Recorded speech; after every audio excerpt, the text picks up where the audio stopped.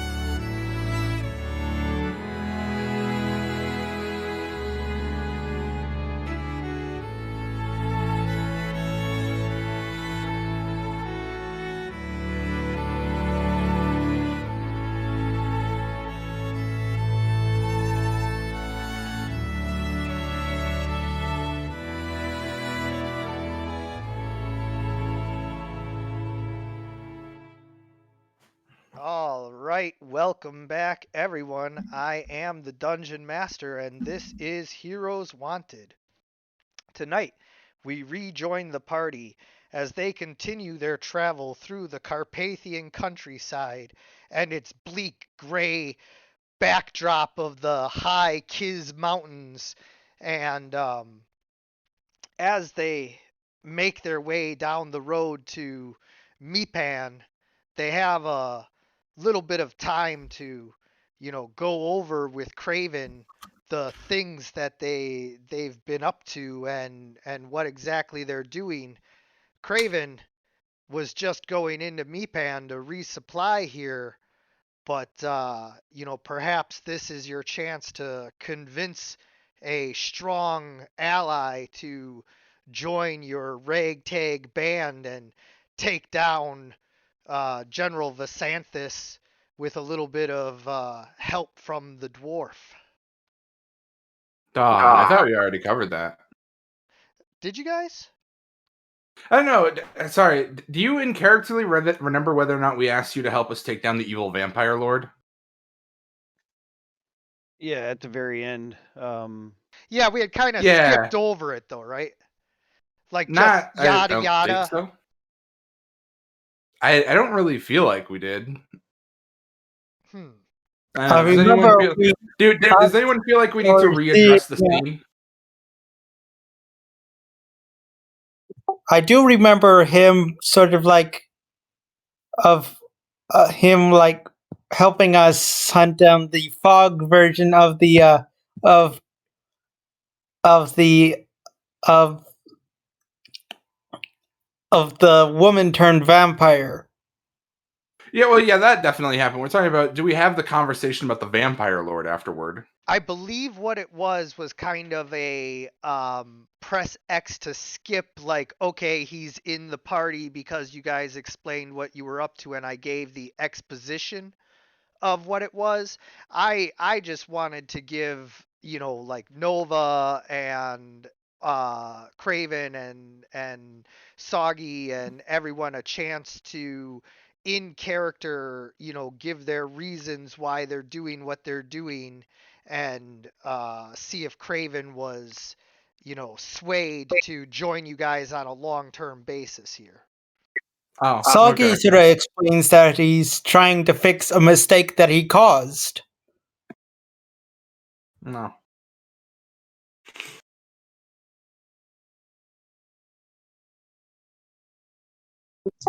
It is very long, but it is, in short, I am trying to deal with the vampire lord.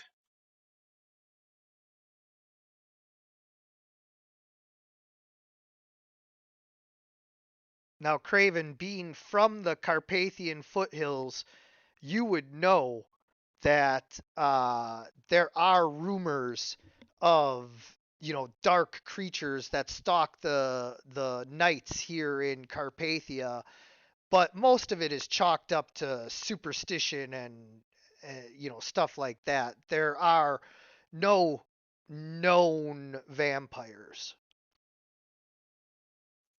There is a vampire who, in a way, has traveled back in time.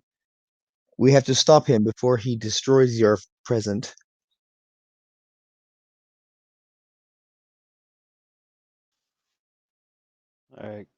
Craven explains that his house was lost and his kids moved away, and he has nothing better to do than help some strangers, make some friends, and look for forever home.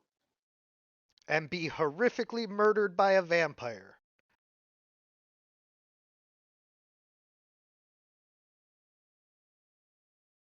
It all sounds like great fun. Let's do it.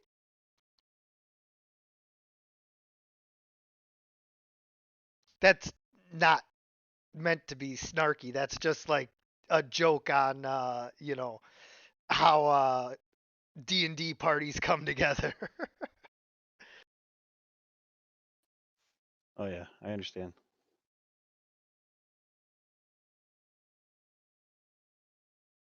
All right. So Will you help us stop this vampire?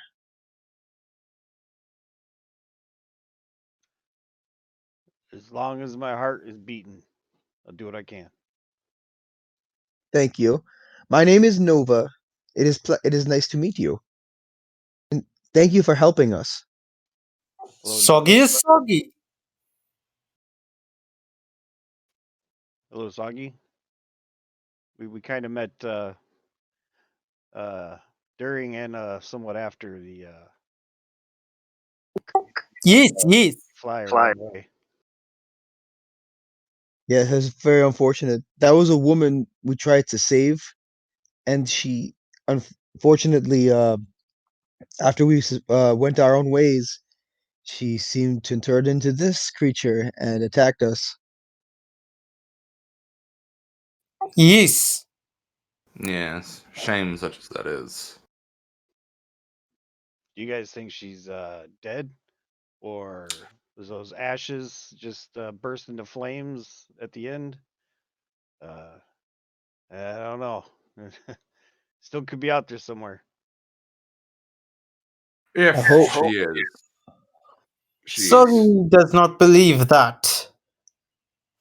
she should be dead, and even if she isn't, she's ultimately a small problem in the grand scheme of things. There's more important work to be done.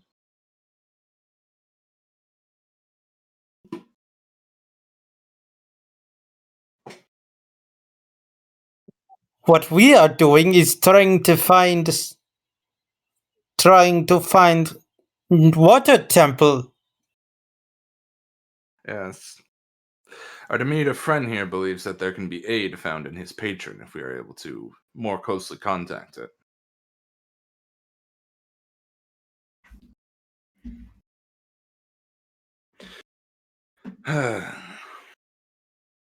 So as you guys discuss all of this, obviously this is the abbreviated version. You have a long, lengthy talk about all manner of things where you get, information conveyed to each other. Eventually, you see the gates of Mipan rising up before you, and Mipan is a very, very small town on the border of Carpathia and New Eglia, but it is well fortified due to, the wars that have taken place over the years. And so it has a large, dominant fortress of a castle that takes up the entire southeastern third of the town. And then there's 4 distinct districts in the town, but none of them are, anything as great as what you would find in Lakeshore or Kostra or anywhere where you guys would be familiar with a larger city. This is like basically there's a farmers market district and a textiles like not industrial but like workman's district, and then a residential the south quarter is the residential area. So it's not like there's these grand areas of the city like you'd find. It's basically just four districts, a total of like 8 blocks maybe 9. Huh.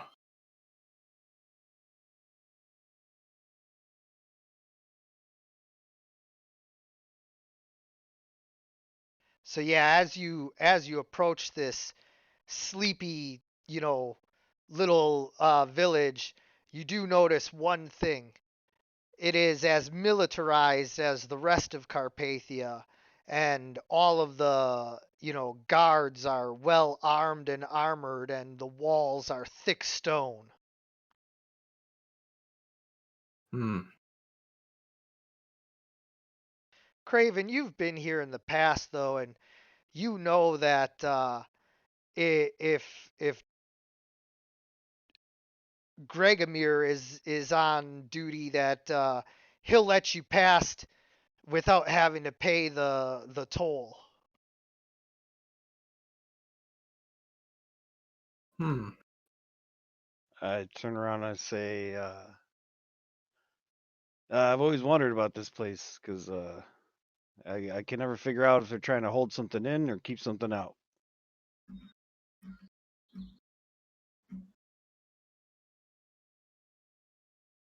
Indeed. And so, as you look, indeed, your friend Gregomir is on duty this day. It's not unusual for him to be, it's not like this town has so many guards that don't work the same post day in, day out. Like most of them end up working uh, at least 4 or 5 days of the week. So you do spot your friend Gregomir, and you're able to walk up to him, but you need to, you know, persuade him to let your friends in as well.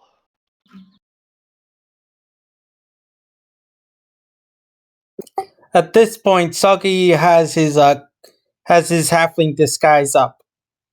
Ah, yes. As you approach the town, you disguise yourself as a halfling.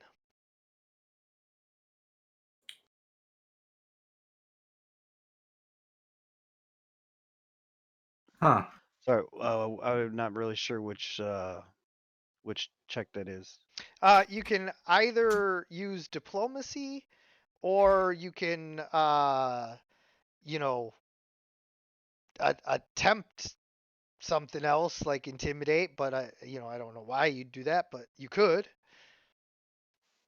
Well, what was the persuasion?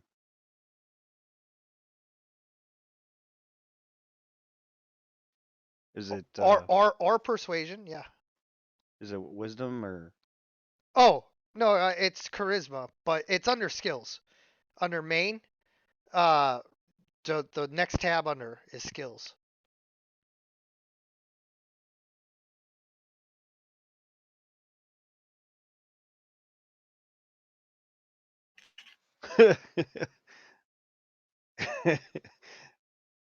Oh no. So he just flatly refuses and tells you they gotta pay full. And so full price for Meepan is 5 gold pieces for adventurers such as yourselves. Ah, what a gas. 1 second. I'm gonna I'm gonna walk up to him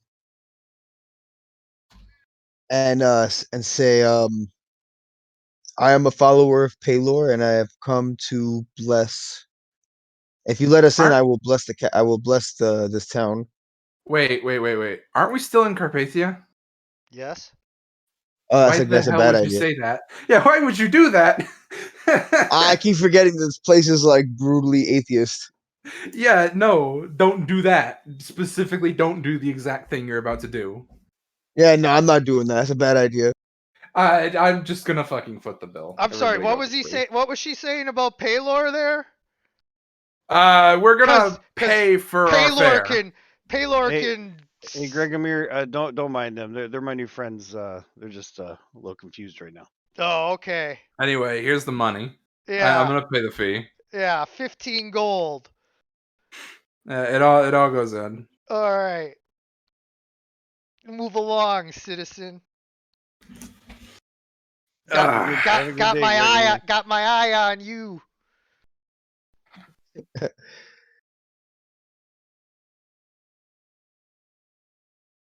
All right. So you guys enter the town and are now, free to move about. But I will say this much: people will not stop staring at Nova.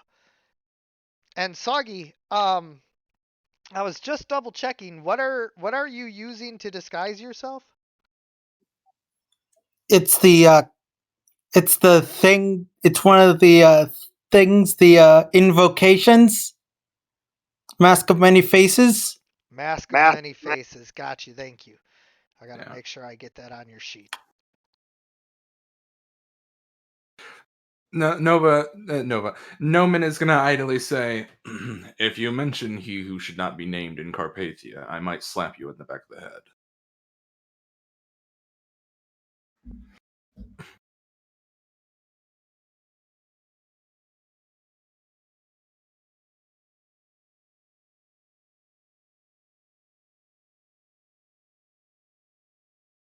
All right. Yeah.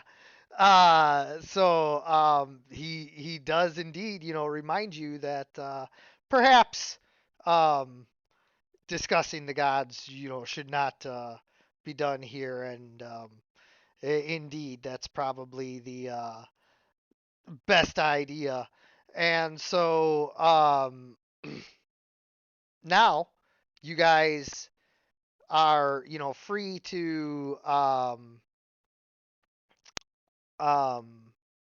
move about the town, resupply, uh, you know, check for anything if there was something specific you were looking for.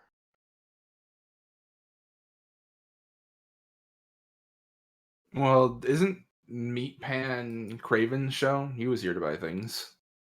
Well, yeah, he was gonna resupply for his home out in the hills though, so like, if he's coming with you guys need adventuring supplies. Right. So yeah, the meatlings should buy the things they need to be comfortable. They look to you for money. I look.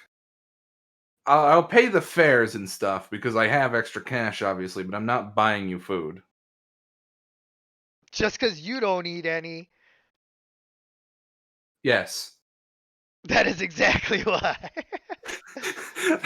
I don't feel that needs any further justification. Well, if anybody's hungry, I can always whip up some good berries. Oh, that sounds convenient. Yep, it will heal you and fill you. Indeed. Well, there you go then. So that solves that problem as long as you have berries present. Can they be dried berries or do they have to be freshly picked? I think they can be any berries. No, they're magic. But you turn them magic. You have to have berries to turn into good berries. Oh, I didn't read that. I'll have to go back and look. Okay, so let's get some raisins and head out. Let's get some raisins in that. I feel like that's an apt enough Oh, what? explanation of In things. 5th edition, up to 10 berries just appear in your hand? Whatever. Oh, ayo. But you do need a sprig of mistletoe. Okay, let's buy some Christmas wreaths and get out. But where are you going to find Christmas wreaths here in Atheist Town? I don't think that's ever been a barrier to stop the March of Christmas. So here's the thing. I am 97.35% sure that mistletoe is a cold weather plant. And Carpathia is decidedly not. I thought you were gonna say you're old, and I was gonna be like, "What? You're 97.3 years old?" Yeah. No. So I don't know if mistletoe is plentiful in Carpathia. I am actually going to check where mistletoe grows though, just to see. I was already checking that. Oh, okay, thank you. And there might be mountain berries. It's true. It's true. There could be some that comes down from the mountains. It might just be more expensive or whatever, depending. Yeah. I like that you were already on that. I was Yes. gonna check though, you know.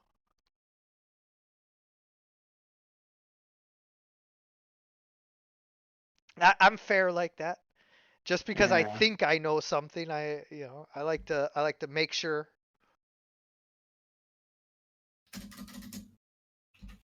In another edition, if you didn't know, now you know.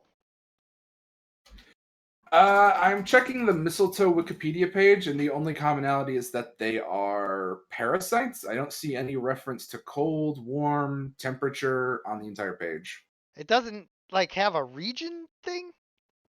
I in its ecology and life cycle sections, there's just no reference to temperature.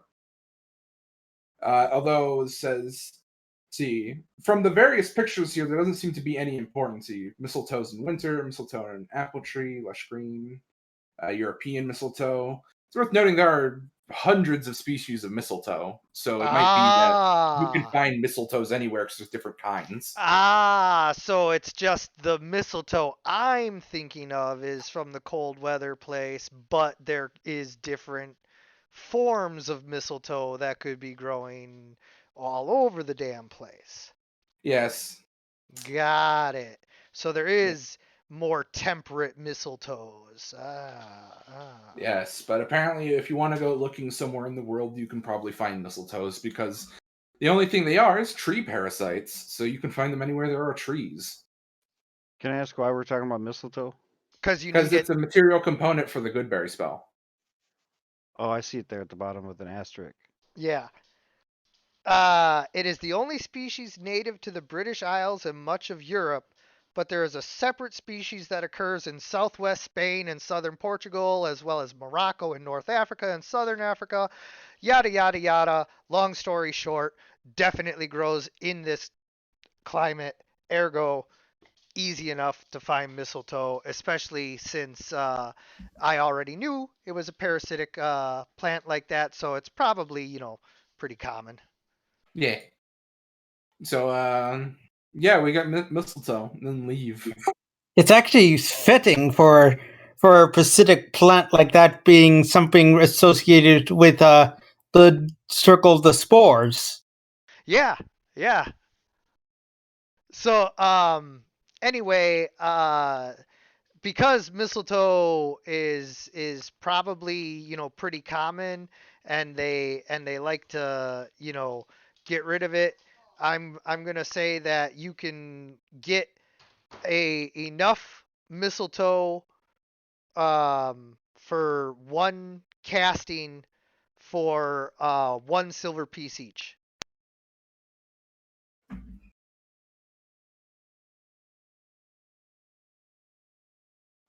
So however many castings worth of mistletoe you want, it'll be 1 silver piece each, 10 for a gold. Ooh. Mr. Atarakis with the gouging for negligible cost material components. Hey, you're getting free rations. Yeah. Just pointing out by the game rules, if it doesn't have a listed price, it's supposed to cost sub copper. Well, Craven left his wallet at home because I don't have any money. Ah, you're gonna buy him food anyway, Noman. No, you guys can eat your own nuts and bolts. Why don't you two pay for the mistletoe? Oh, come on. It's I a have it's a I gold have piece 10 for 10. rations. I have 10 rations. Hey, until I pass through my house and pay and pick up taxes, I'm not paying for everyone's stuff. You don't have subsidized food yet.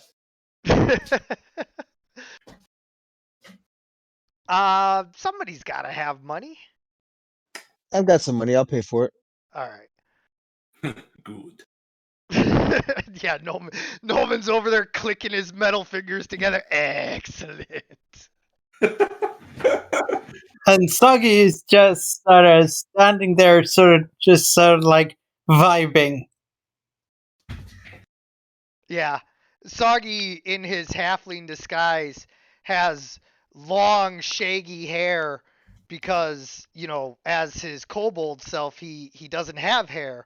So he likes in his halfling form to have the longest, shaggiest hair, and he looks like a half a hippie.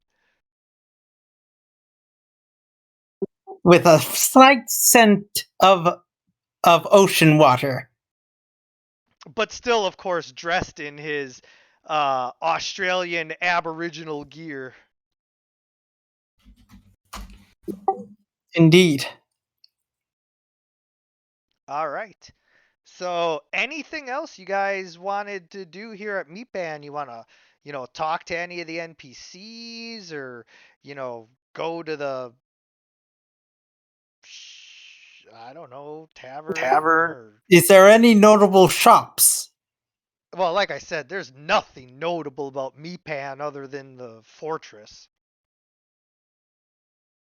Then Soggy is just sort of going to wait it's going to be waiting for the others, sort of like getting eager and ready to head to the water temple. Can I buy a horn? Like a cow horn or a... Like a horn you push air through to produce a womp noise. Oh, like a trumpet. I don't know if I'd say a trumpet. Those sound pretty complex to be in a rinky-dink town. Yeah, that's true. What is it called? A bugle or? No, I guess. it is called a trumpet when it's just the long straight thing. That's still a trumpet. No, that's like No, a vuvuzela. A trumpet has those things that go up and down. No, listen. I know what a modern trumpet is. I'm talking about like biblical trumpets. I'm pretty sure they were just a mouthpiece with a long thing and then the flute. By the current definition of trumpet, it is a brass instrument. Oh, well, I'm not using the current definition because we're playing in a fantasy world set in medieval times. well, so therefore, I think it is still called just a trumpet. Anyway, so I want a horn. Damn you. So like a cow horn. No. A horn that makes a womp noise when you blow through it. Every horn makes a womp noise if you go womp womp through it. Yes, but I want it to make a louder womp noise. Actually, like instruments isn't like a huge thing here in Meepan. Like the military is pretty much where you'll find most of the like musicians as far as drumming and horns or anything like that. Like they have military marches, but Carpathia isn't really known as like a festival kind of place, and so you can potentially find one here, but it's rare, and so what I'm gonna rule is that you're able to find one here. However, you or I has to roll a D100 in order to determine like how rare it was that you found it here, ergo what the asking price is. Okay, I'm rolling a D100. Oh, you This think is you get to roll? Okay. like high is good, right? For you, high is good, yeah. Oh man, it was so rare for you to find one here. No, I'm kidding. Obviously, 97 is about as high as you can get without getting into ridiculousness territory. So, you managed to find an old woman who is the granddaughter of the last man who like still made music back when like Carpathia still had festivals, and so she happens to know the ancient ways of building instruments, and so she has a assortment of ancient Carpathian instruments of various sorts that she's willing to sell you for fairly cheap because nobody here buys them. Okay, what's she selling for? Well, you want just a regular horn? Yeah. How long? Sub 1 foot Sub 1 foot? or less. 1 gold piece. I'll buy 2. She has not like 2 just regular ones. She has one. It's like, brass or whatever, like you would expect. And then the other one is made of silver, and that was like, a fine work of art. So that one's more expensive. How much? 25 gold pieces. Sure. It's a work of art though. Yeah. Imagine it has Mine. sort of like a carved pattern of like waves or something. Well, Yeah, I'm buying the work of art horn. it doesn't have waves, but since it's going to be Noman's, it does indeed have some kind of mark to make sure that the artist was known. But I'll let Noman tell me. Would you prefer that the art is in the perfection, like a Stradivarius violin, or would you prefer that the art is in the presentation, like a modern heavy metal guitar, where it's all like fancy and crazy? The art is in the perfection of the piece, not in the design. Yeah, this is like the Stradivarius of horns.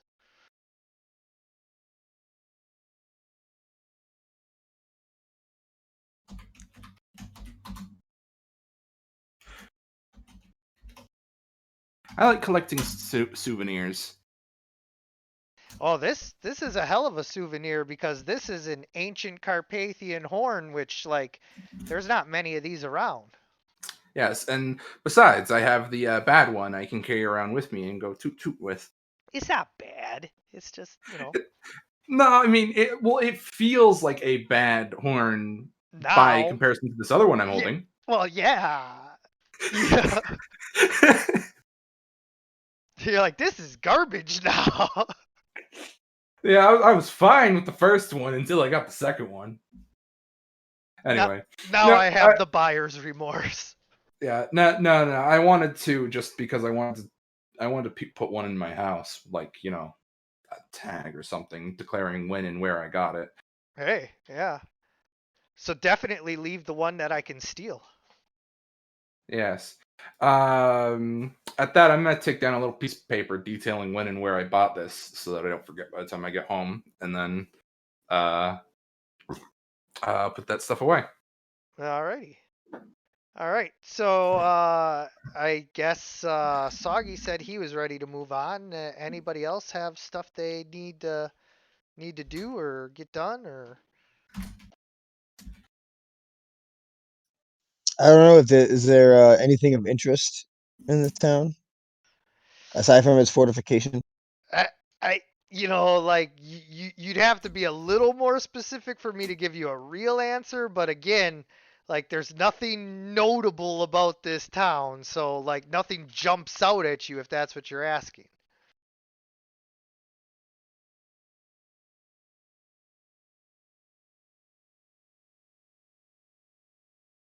Okay, well, I mean, I guess we could.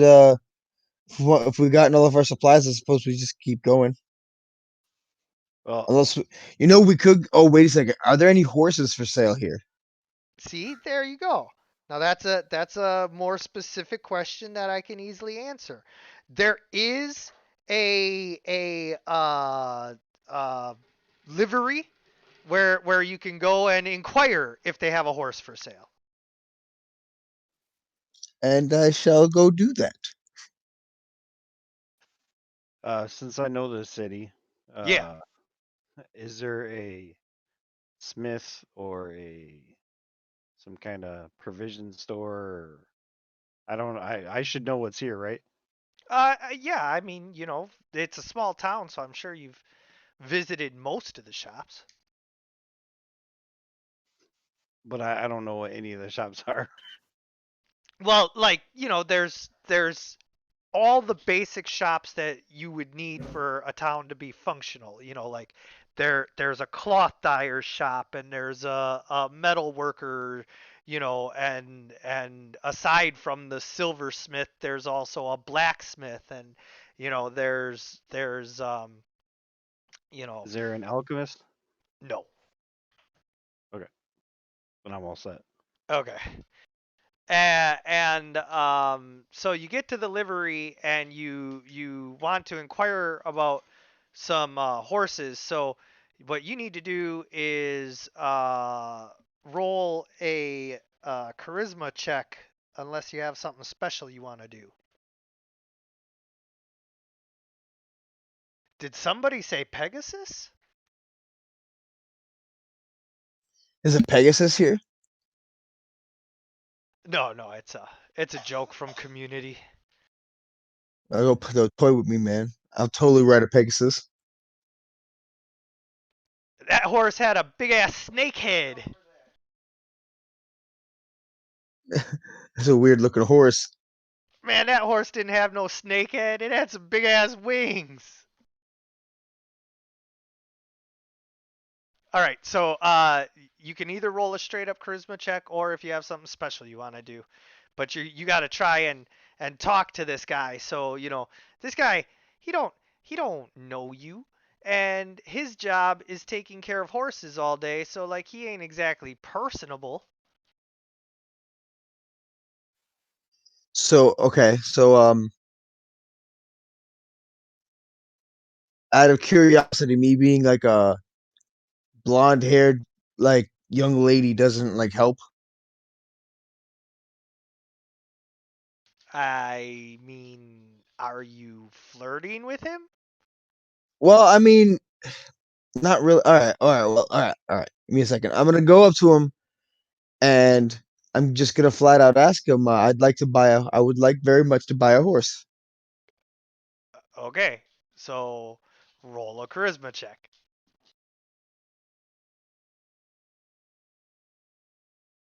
Alrighty.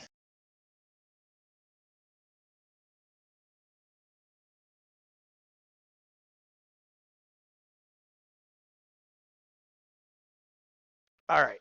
So he says, "Well, I tell you, miss, the the thing is all the horses are for the general's men, and all I have is the personal horses of the people here in town. So you'd have to buy one off of them."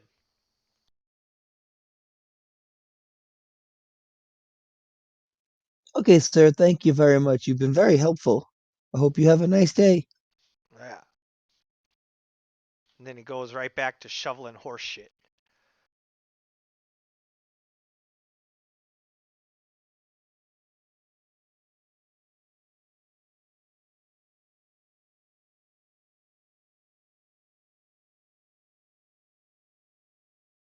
So, do you want to try and buy a horse still, or? Yeah.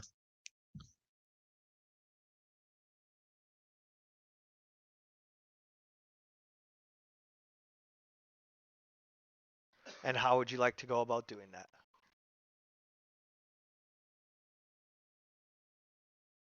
Well, I mean, if this guy's gonna give me a hard time, I guess I just won't. Because I mean, He's not giving you a hard time. He told you exactly what you wanted to know.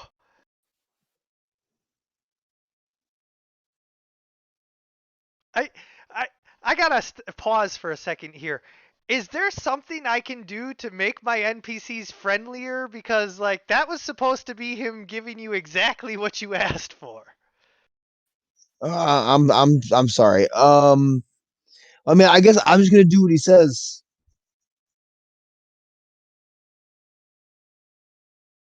Like I didn't know if there was something I was doing that was making you guys think he was like lying or something, but like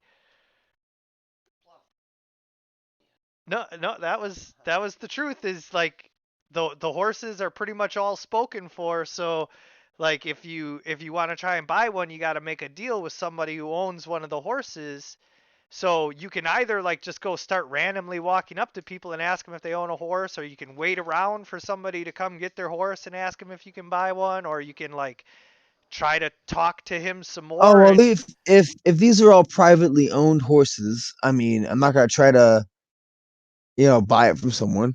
right, like It's okay. there's not a horse breeder here right now that has horses available. Normally it would be this guy, but all of the horses have been seized by the general that were available. So now there's just like privately owned horses.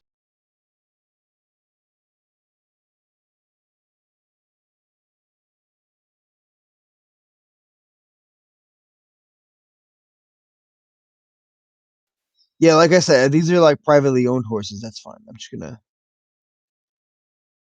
I mean, somebody no. still might sell you their own, just because there's not a car at the car lot, like somebody might sell you a car for the right price.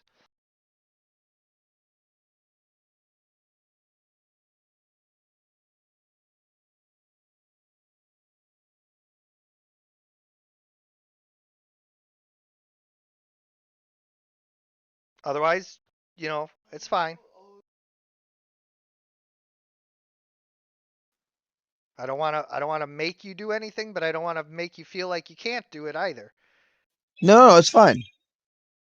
I'm like I said, I'm just gonna leave it be. I'll probably buy a horse somewhere else then.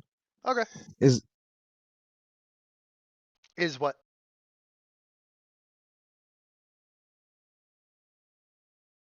Oh, okay. So are you guys ready to leave now then?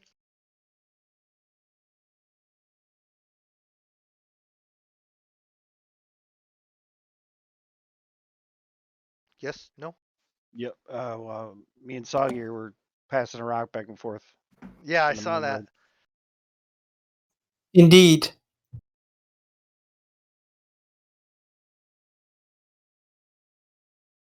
So, getting out of here then, yeah? All right. So you guys head off. Where are you headed? Yeah, let me actually pull up that map next. Yeah, can we head back No. to my house? I thought we were gonna pit stop by House Eternal before heading out to the Water Temple. No, you can't stop nowhere. What? I didn't hear you. I said So no, you like can't. what? I said no, you can't stop nowhere. Okay.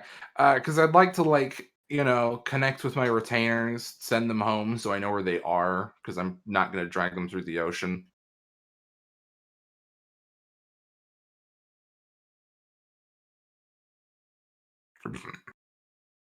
Okay, so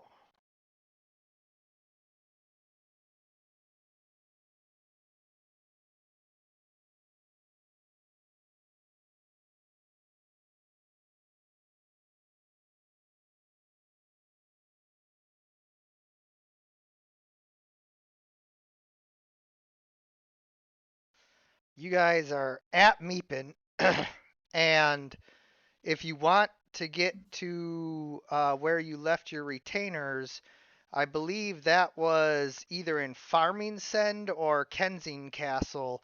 This is Kensington Castle, and this is Farmingsend.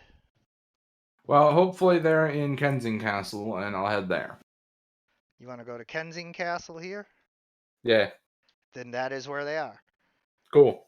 And where is it that you guys plan on booking a ship in order to get to the water temple? Well, the water temple is in the the Gulf of Blood or the Deep Sea, isn't it? Yeah, it's wait, the Gulf of Blood. No. No. That's way up north. God no. Yeah, it's where I thought it was. I thought it was in a northern sea. No. It's in the Southern Sea. It is? Oh, never yeah. mind then. Yeah. Okay. Skip all that then. Where is the temple precisely then? It's somewhere in the burning ocean. As in, we don't have 100 square miles or something where it should be or something. Yeah. You got X marks the spot kind of. Okay, so depending on where it is where we'll plan to book a ship. I don't know how to answer that question yet. It says it's here. In the middle of nowhere. Okay. Let's see. The map says there should be a port at the mouth of that river. We should pick up a boat there. Yeah, so there's actually several ports depending on which way you want to go here. Going deeper into Carpathia, there's 2 ports down by the Twin Rivers there, and then there's also ports in Lakeview, Maidtown, and Liverport by that big lake in New Eglia there.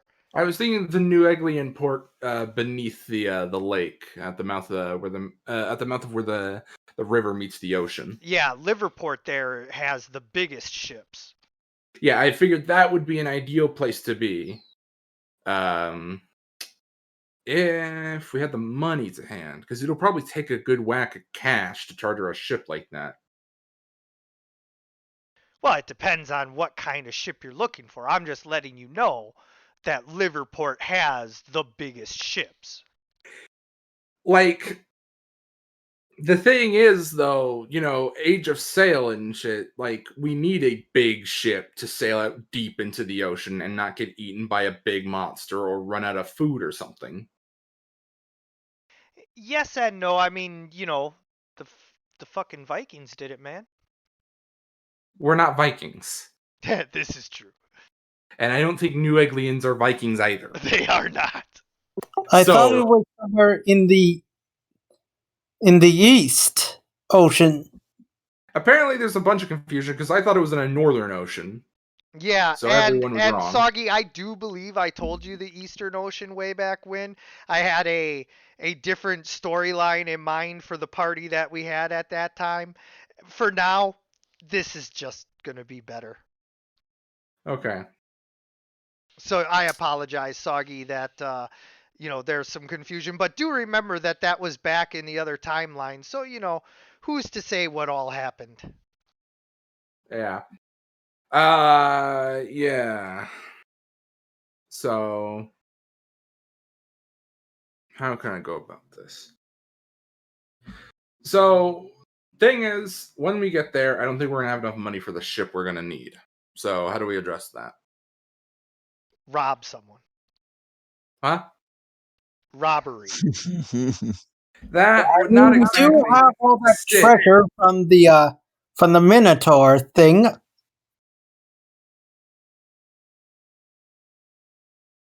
Right. Where's the party loot? In the party sheet? Party sheet. 3,000 gold pieces, dagger black, some potions. Okay. Huh. Where is this? Party sheet. Okay, party sheet. Where's that? That's to the top right.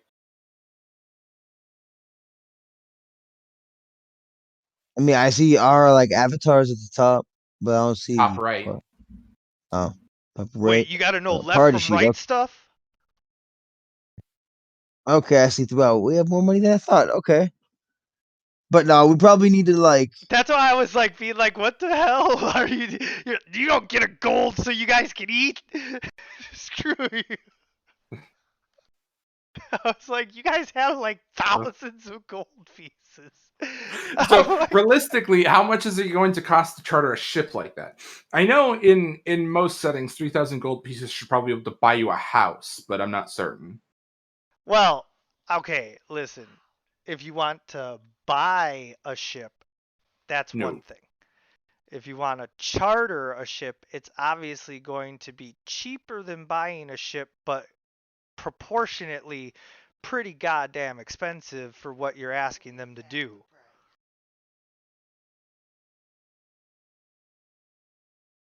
Especially like here's the thing. It might be as much or more to pay a crew to go do what you want them to do as opposed to buying a ship.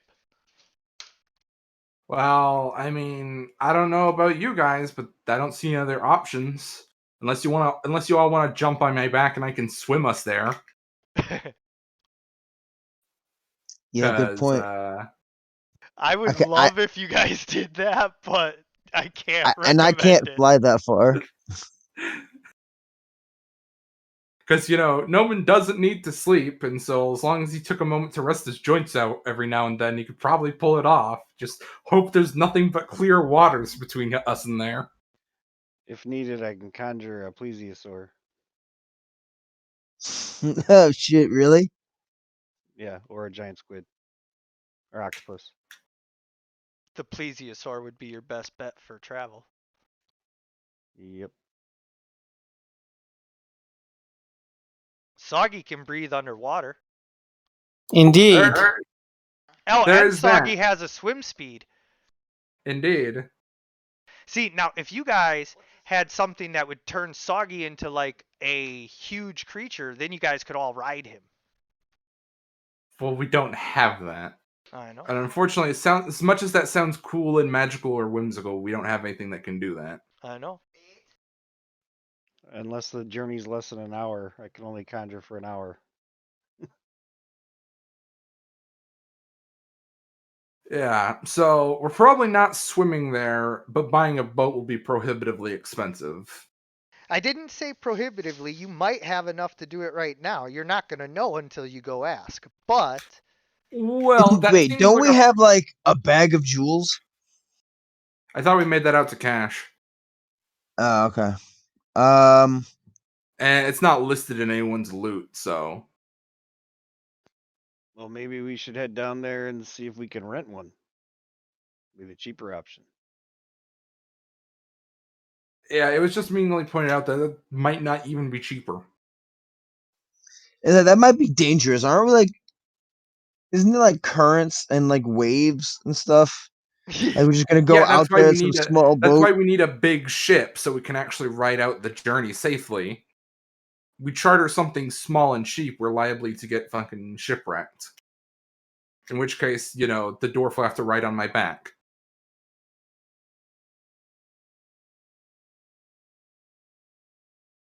So, we got decisions to make. Well, I mean, ideally, if we Craven's went to broke. my home, not an ideal situation, mind you, we could probably pick up enough money to, get a nice carriage ride over and then pay for the charter without any worry. But that involves going back in the opposite direction the way we just came. Which is not ideal. No, it is not.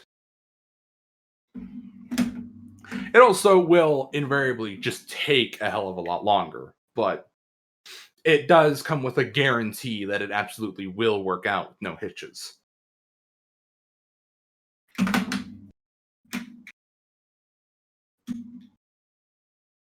Well, what's it gonna be? Honestly, I think we should just walk down there and work it out. I really dread the idea of personally making another trip back into Carpathia. I can protect us from lightning. Hey, Hey, it's that's one something. thing. Yeah. It's not nothing. More than Still. chopped liver. Still, I think that's only 10 minutes. Something like that. Hey, 10 minutes of no lightning in a storm. Right? Any port in a storm. So, you guys are or are not headed to Kensington Castle to pick up your squires and your Myers Right. and Let's head to Kensington Castle, then head down from there to the mouth of that river where the large port is. I think that's a fair enough thing. We Liverport. can do an odd job on the way to make some extra cash so our pockets are extra fat. Yeah. That might get us into a different tangle. Well, it might, but what we're about to do is going to be pretty tangled anyway. Because we haven't even addressed the problem of, like, once we're there, how do we get to the water temple?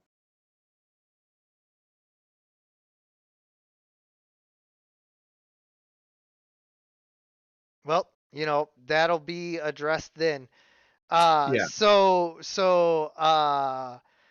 As you guys head out to Kensington Castle, eventually you make your way to that next hill there. And you're coming down the other side of the hill, and it's getting dark. Yes. I mean, like crazy dark. Someone set up their crazy tents. I mean, like, when did it get so dark? When the sun went down. No. Some nights are just darker. No. What time is it? It's still like the sun is going down, but like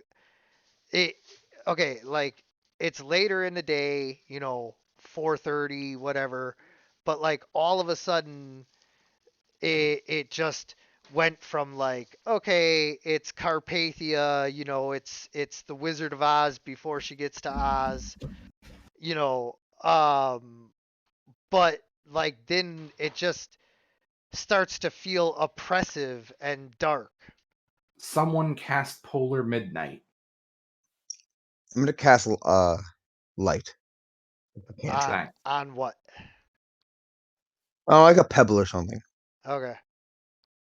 So you're carrying a little pebble with glowing light coming off of it? Mm. Yeah. Someone is going to slow down their pace, arriving away from the party a bit so they can execute an anglerfish strategy. Okay. I'm gonna give you guys the map so that we can get the tactical positioning.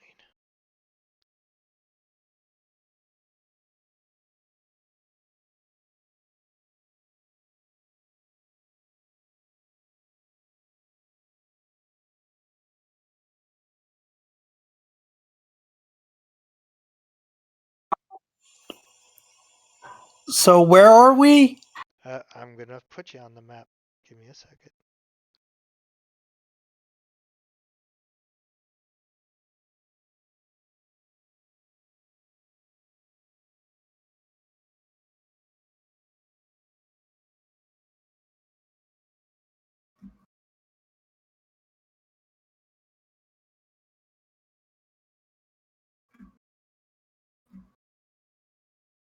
Okay. Now, you guys have gotten a short rest. But Soggy, you are still completely drained from your encounter with the Managle and only have 15 maximum hit points. So even though you're as well as you can be, you are severely weakened and like can feel it.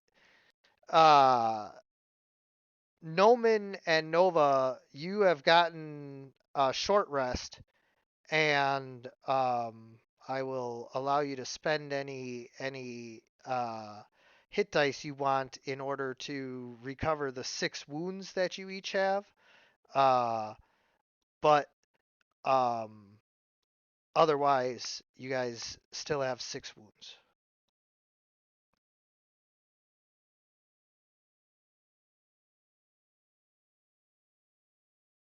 And just to make sure, I'm going to give Soggy a short rest. Oh, no, you have both your spell slots, so you're good.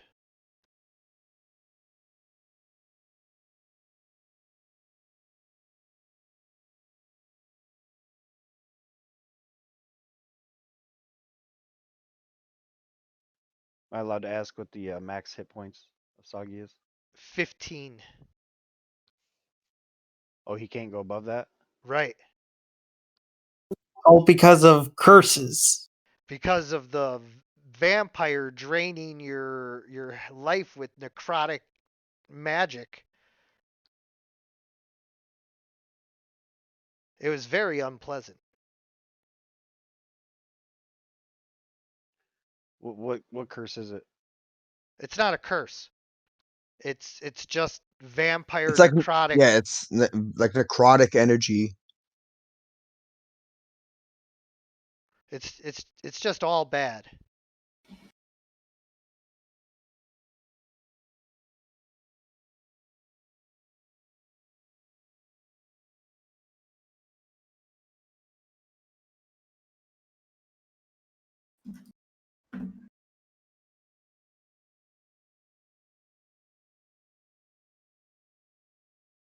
All right.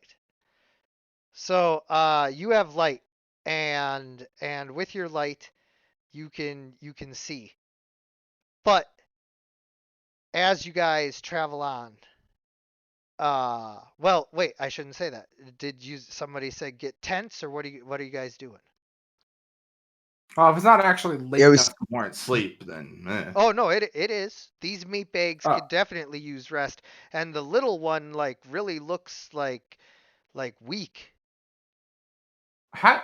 Question: how would the Soggy's condition be addressed? I do believe it is a restoration, lesser restoration. Oh, okay. I cast lesser restoration on him. Oh, okay. Then you do that. And he no longer has negative 28 hit points. This is good. Did he gain any hit points back? Because that affects maximum hit points, the lesser restoration, you know, it just gets in there and does a thorough scrubbing. So, did you take off your spell slot for that, Nova? I will do that right now. Cool. Oh, wait. It says racial traits lesser restoration. I do not have racial traits lesser restoration. That's weird. Why does it say racial traits? Oh, I know why. Because you have lesser restoration due to Being a cleric. yeah, or yeah. No. There's something else. You have an ability that gives you lesser restoration, your celestial legacy or something like that. Radiant soul. But whatever it is, you get to use it once a day without burning a spell slot. So there you go.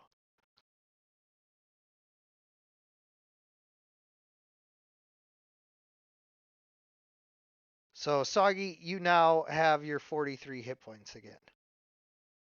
And Nova, as you pray to the God of light and healing and goodness, Soggy, you can feel this warm energy glowing inside of you, and anybody who's looking, you see a beam of light break through the darkness and come and shine down on Nova, and her hands begin to let off light, and Soggy begins to glow through his eyes, and then the black veins that had been left from where Karen had bitten him begin to recede, and for a moment they suck into Nova, but then are burned out completely by the light in her.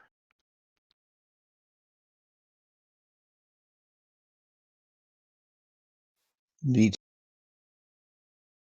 So yeah, that happens. And then yeah, so what do you guys do as it starts getting like, dark and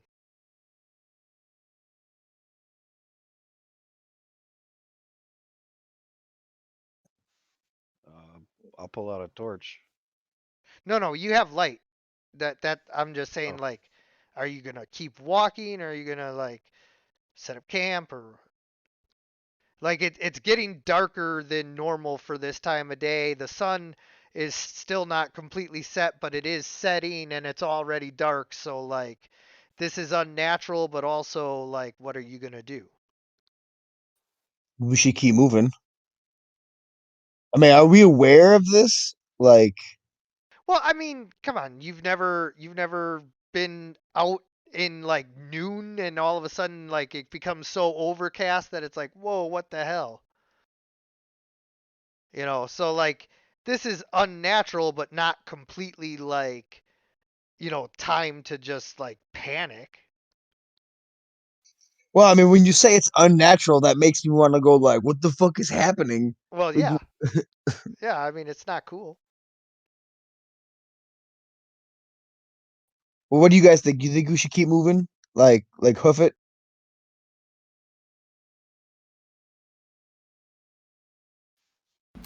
Like Um, to where? I mean, I say we just set up camp since it's late.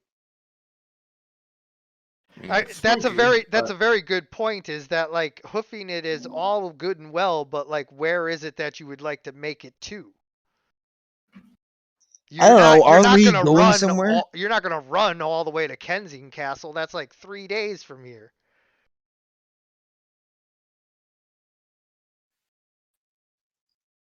Well, either we. I mean, like, all right. I guess we should we make up? Should we make camp then? suppose we should. Yeah, I'd like to check these cliff faces for a cave or something.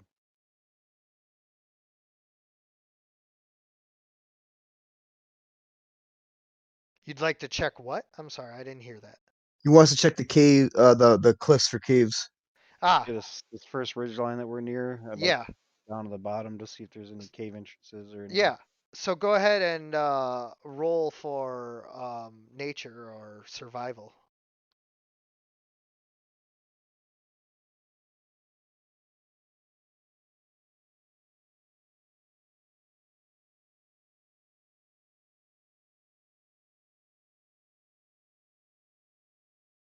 Yeah, you're checking around and everything. You don't see any like caves, I mean there's little like pockets, but nothing that's a cave.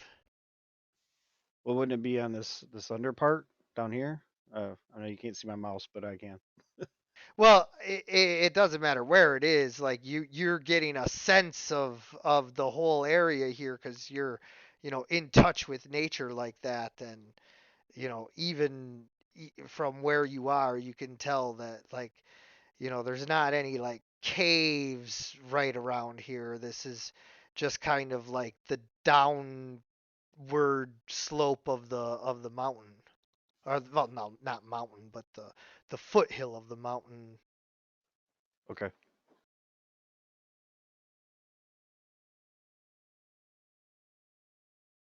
So yeah,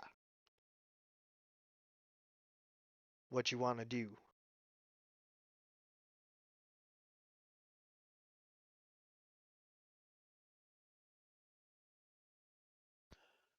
You guys want to camp at the bottom of the cliff or at the top?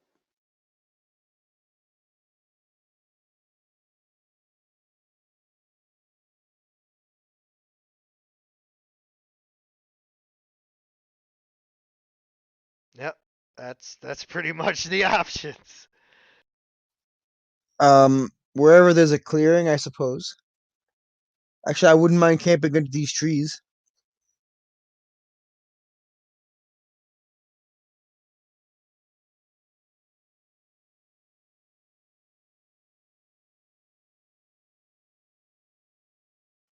I mean, like they're not that far away. They're like what, maybe 60 feet away from us.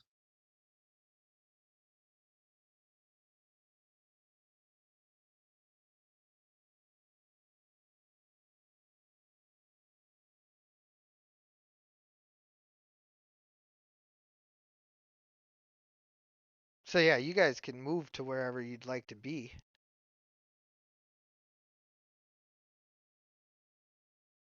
Every time I try to move, I just like draw a line. Okay, there. Are you climbing that tree? No, I'm under it. Okay.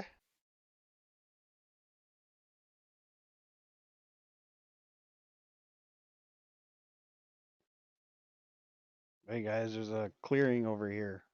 We got a overview of this land right here. Keep an eye out.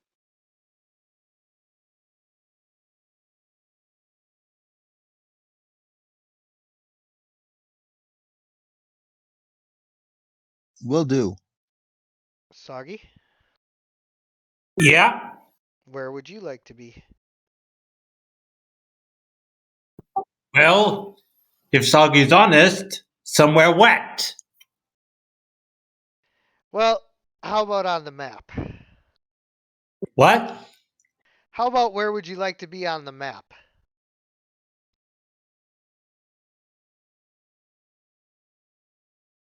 We just left the Caldonian Empire. So we should be in Carpathia.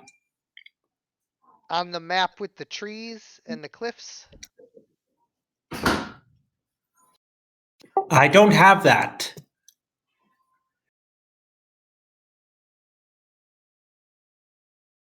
What is the image called? Oh, there it is.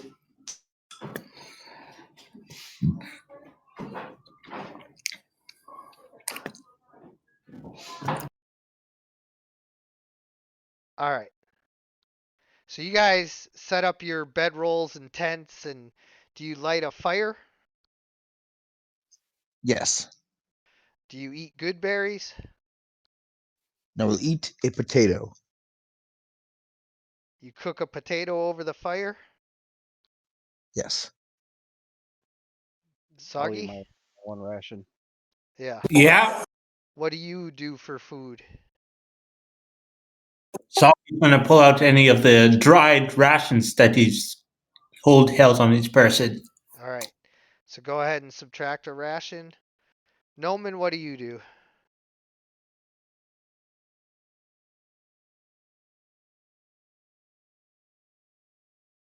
Do you just go into your sentry watch? I also remembered to give one to my owlbear cub. Oh, damn, I forgot to put them on there. How do you subtract a ration? In your inventory, you just put the number down by 1.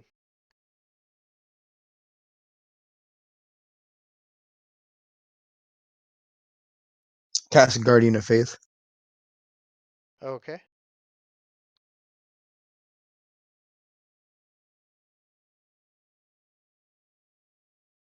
I will get that for you in a second. You know, Soggy, how long are you intending to retain that owlbear cub?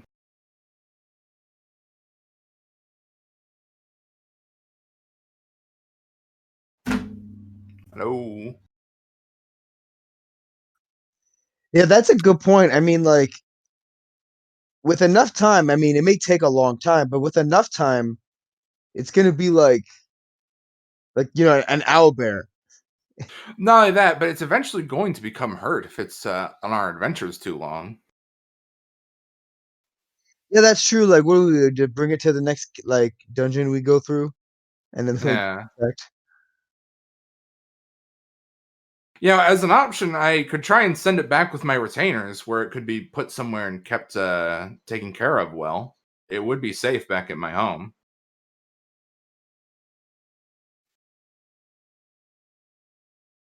Because, like, eventually you're going to either have to put it somewhere or release it back to the wilds. But we can't, like, take it with us into every dungeon and stuff. I like that you guys are like explaining why he can't keep the puppy he found. Well, it's the thing, Adaracus, it's not a puppy. If Soggy found a big toad or something, I wouldn't care, but that's an owl bear cub. Man, I wish I had a big toad. That'd be so fucking cool. Oh, sure, you get to keep giant frogs, but he can't have a little tiny owl bear. It's not that. It's that I actually like the thing and I don't want it to get hurt. Oh, I could conjure you a big frog if you'd like. Not now, okay?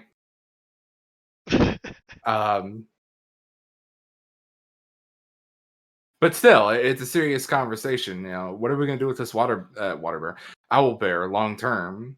Like, we can't just keep it and hide it through towns and do all that stuff forever. We have to do something with it.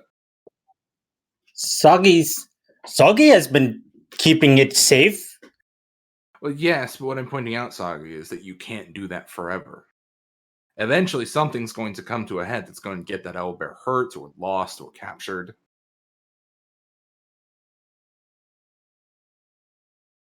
I mean, unless you like, I don't know, multi-class in the druid and take it as a nature bond or something. Is that something you do in this edition? I don't know. There's probably something. Yeah, like if it were codified as a class feature or something, and stuff changes. But beyond that, it's just an NPC with the party, an NPC that needs to be looked after, and you know how that goes.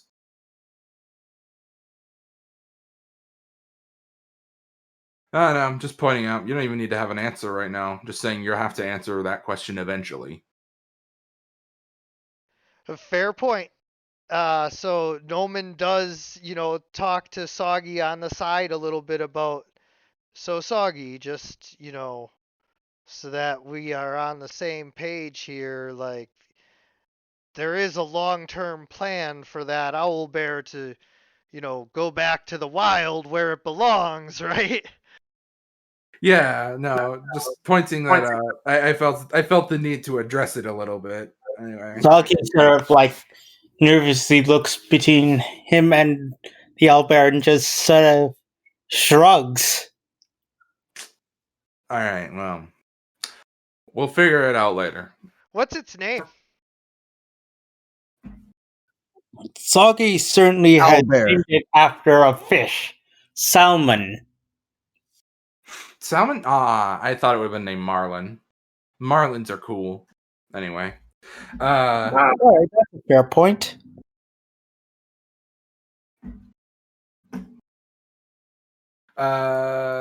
Anyway, let's get through this Marlin kind of growls at you as you walk away and cuddles Wait, wasn't up. it salmon?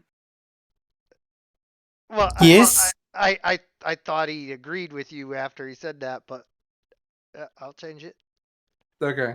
So, the salmon. We can name the next pet Marlin. So, Salmon growls at you as you walk away, and after he's gone, Soggy, he wants to wrestle with you. And Soggy obliges. Oh God, that's funny. The best he can do. All right, roll animal handling.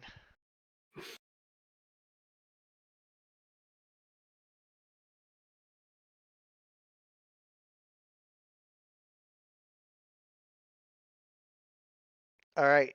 As you are wrestling with him, he starts to bite your arm a little hard, and you have to correct him, and he stops and he sits and he looks real sad. He sort of feels sympathetic and just pats the owlbear on the head and just says, "It was just hurting. That is something you shouldn't do. Sorry if Soggy had to correct that. Soggy knows how you feel, though." Yeah, and so he just kind of, coos at you, and uh, they all go to sleep, and Salmon goes to sleep, and you go to sleep, and Noman, you're in there doing your number crunching and everything that you do when you're on your sentry watch, and you roll for perception.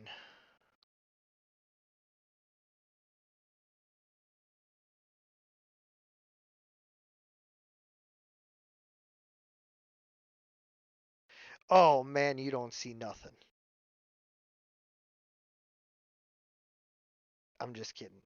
You get, not only do you see, but you can feel as a dark teleportation magic begins to form, like right outside your camp. Right here.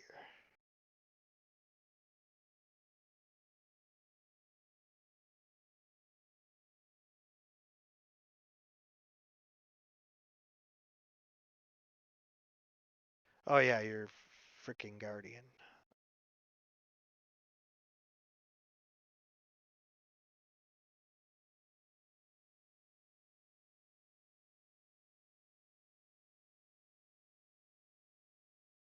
Oh man, I gotta get a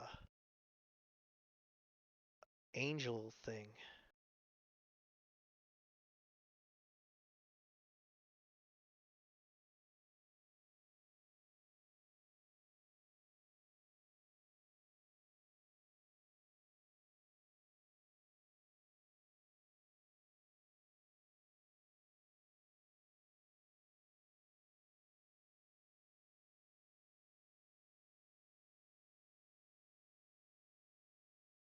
We're gonna use this as your spiritual guardian. There you go. So I see this dark teleport occurring. Yes. Yes. Well then, I'm gonna rip a fat toot on my new horn. Just because, why not? Noman starts playing some sweet jazz. No, I'm alert trumpeting. Skip it up, sta. Zazu. Anyway, that should be enough to get everyone's attention. I partially Distorted. Yes, I partially want to do this so that I don't have to keep overcoming my instincts when it comes to waking people up. Because the first thing I usually want to do is kick them in the ribs. Ah, yes, the blasting trumpet is much nicer.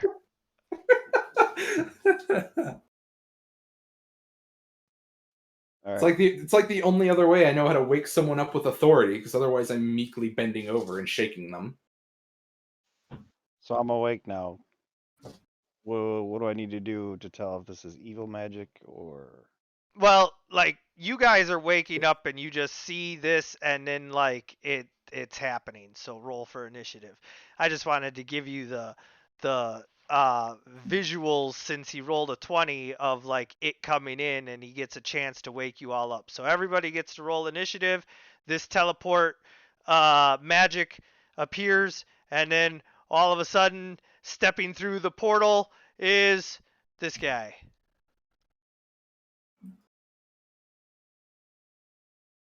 A towering, hulking figure in armor with arms some 6.5, 7 feet long that end in long, jagged claws.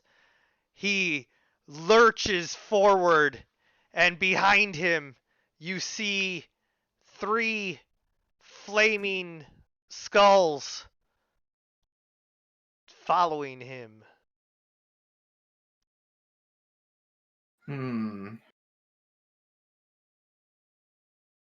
Man, I'm getting some hobbling hooked clawed horror vibes from this thing.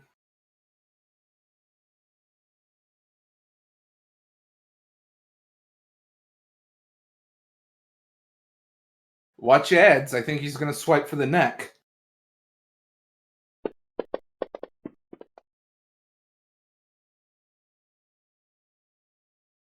What's that? I cast banishment. It's not your turn. Oh, did we didn't roll for initiative? You just Did we- didn't see the flame skull yet. Okay. See, he's first. But save that. Just hold 1 second, and then you can cast banishment as long as something doesn't happen with this flame skull. But I'm not gonna like metagame or nothing, so you're good. All right, so I thought for a second that was log lore. oh, lore, yeah, it looks a little bit like him, but no, it's somebody else entirely. And so this flame skull comes flying at Noman and attacks him. I imagine it sort of laughs as it is hurtling towards him. Nope, they're not laughing. They are screaming, and you can hear the roaring flames, and it sounds like a jet engine, like a the burning turbo jets. You can hear as it streaks towards you at incredible speed and attacks you.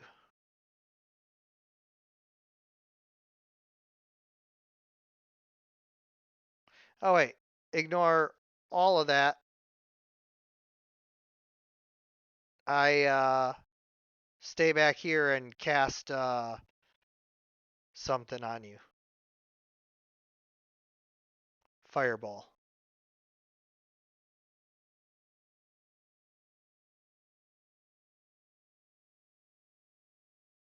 Ah, It's casting fireball. Jesus. When I see the flame skulls, do they have bodies or just floating? Thank you. So just floating.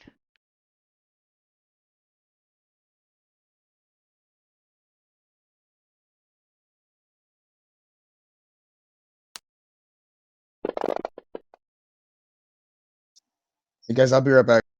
All right.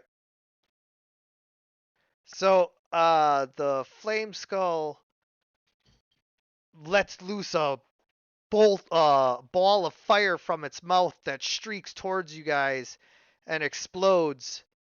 A few of you manage to like mostly get out of the way, but Noman and Craven, you guys take the full brunt of the fireball. Wait, Atarakis, I took the fire resistance build. Mm-hmm. Yeah, so I have fire resistance. Mm-hmm. Oh. What the hell? Why is it not on you? I don't know. You were there when I built the character. I just don't think you ever stuck fire resistance to me. I thought I did, but You stuck it to the last character. I know that.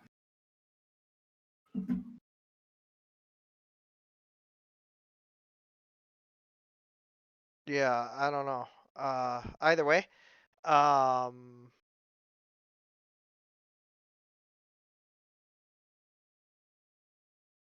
let's get that damage corrected.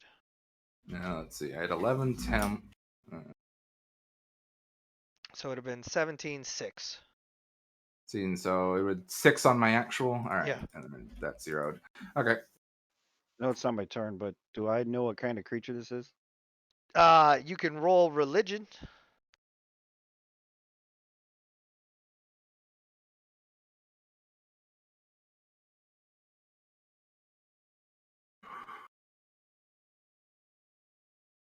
Yeah, you know that although there's no known vampires, that there are skeletons and other undead that rise from the graves in the Carpathian foothills and deep in the ruins.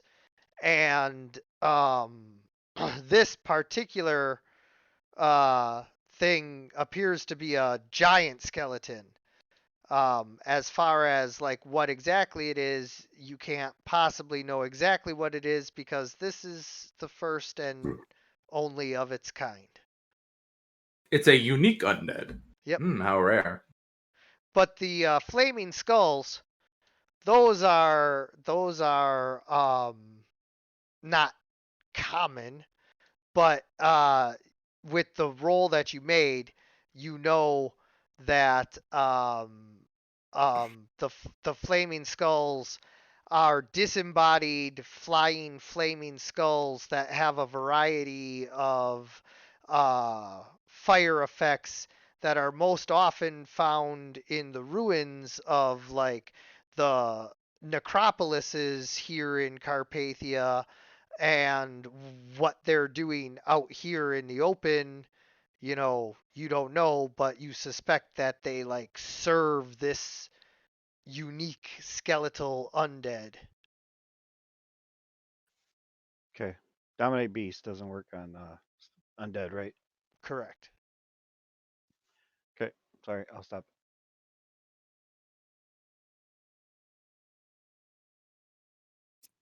Nova, So All right. Sage had oh, wait, it wasn't his turn yet. Yeah. It's Now it Nova's is turn. my turn. what happened to Nova?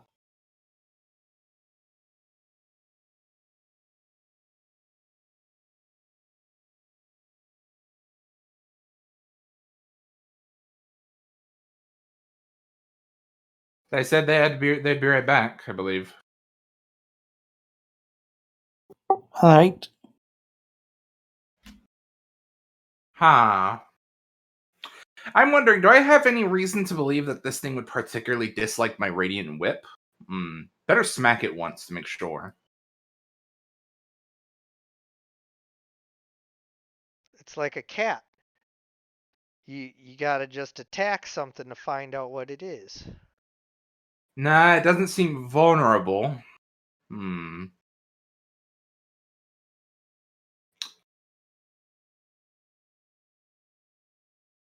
Ah, that was a bad attack. Alright. Alright. I come out swinging, miss my second attack. It's good enough. I'm going to, as a bonus action, overdrive for a ward to refresh my temporary hit points. Okay. Alright, there we go. That'll end my turn.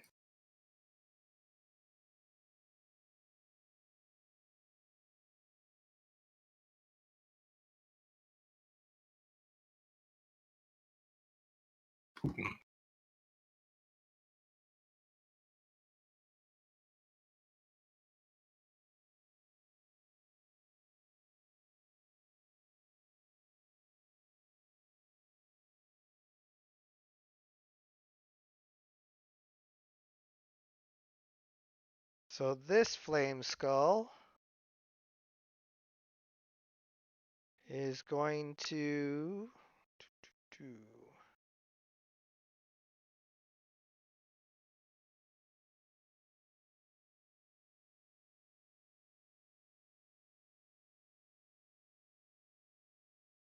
cast flaming sphere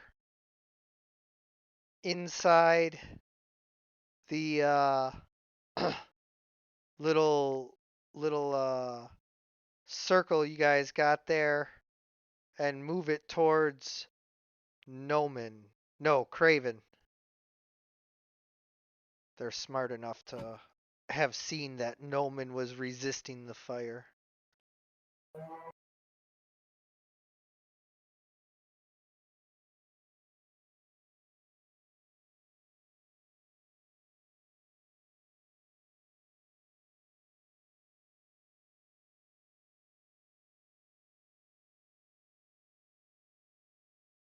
And so that attacks you.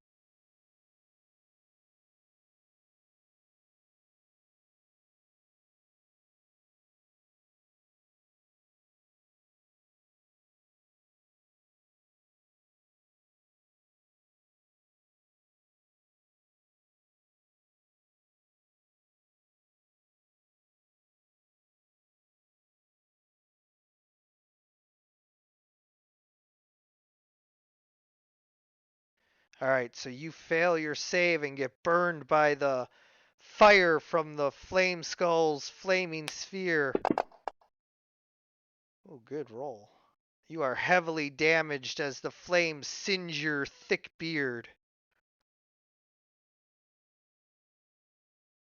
And the third flame skull Ah, my beard.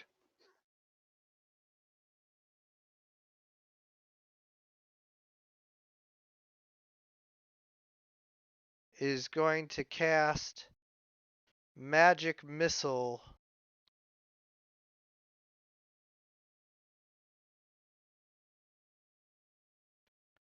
all three at Noman.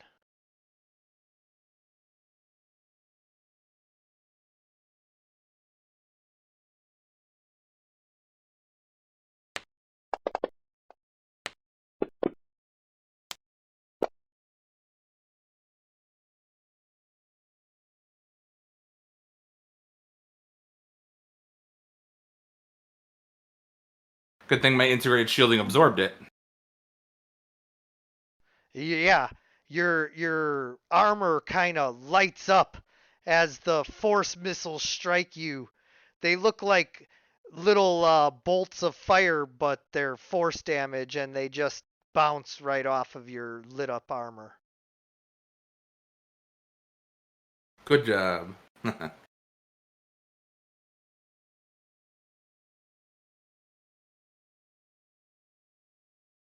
Okay, so I am going to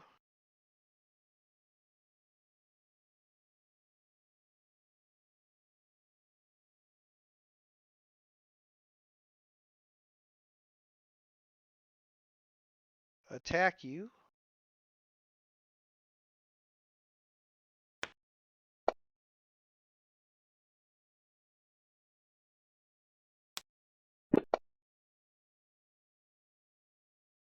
And then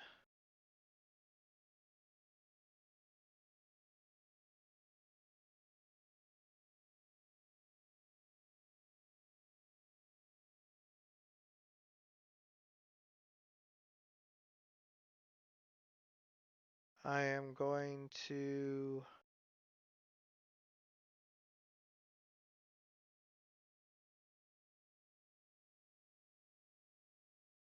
use my bonus action to hide.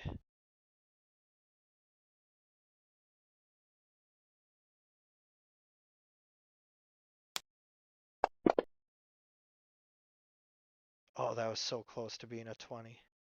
He can hide in plain sight. Yeah. Okay, like that's an opposed check. Yeah. So if I spot him, I can swat him as he runs away. Yeah. Okay.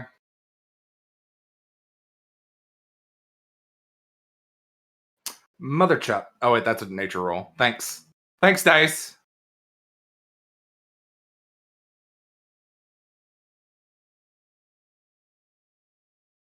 Spotted him.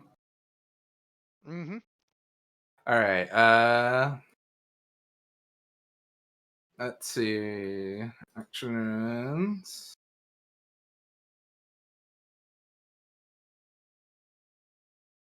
And I just miss. All right, whatever. All right, so he's hidden, and you guys don't know where he is. Wait, I know where he is. I see him.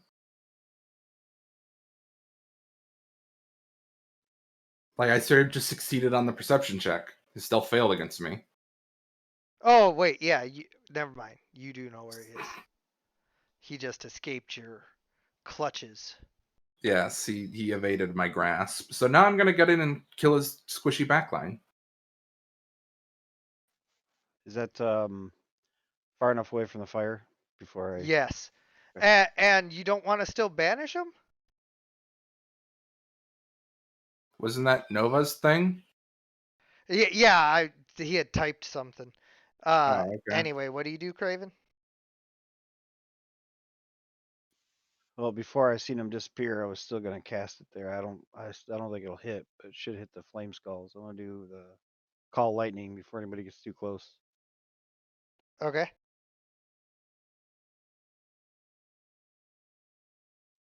Oh, wrong one. All right, give me a second.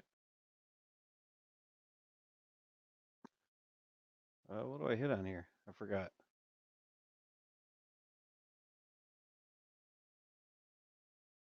Okay. So if you want to cast Call Lightning,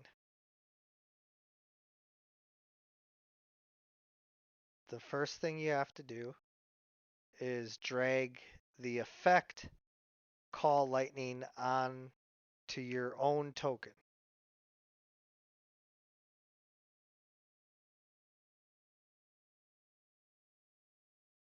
Okay. Now, click on your own token to make sure that it's lit up.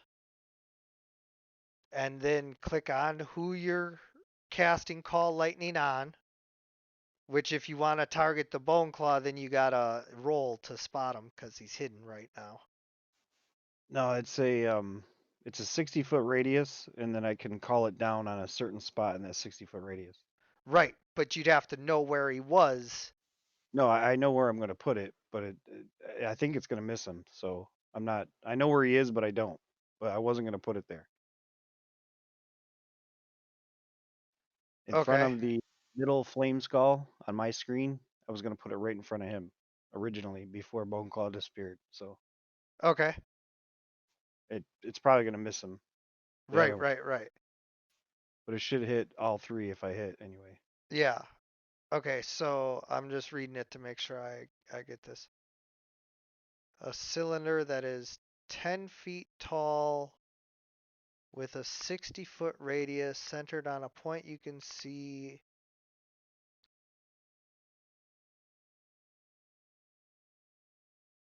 Each creature within 5 feet of that point must make a dexterity saving throw. Okay, so you're putting it directly in between skull 1 and 3? I was gonna put it right over top of the middle one. Oh, we're just right over the top of the middle one. Yep. Okay, so all 3 of the skulls. Yeah. So just control left click on all 3 of the skulls.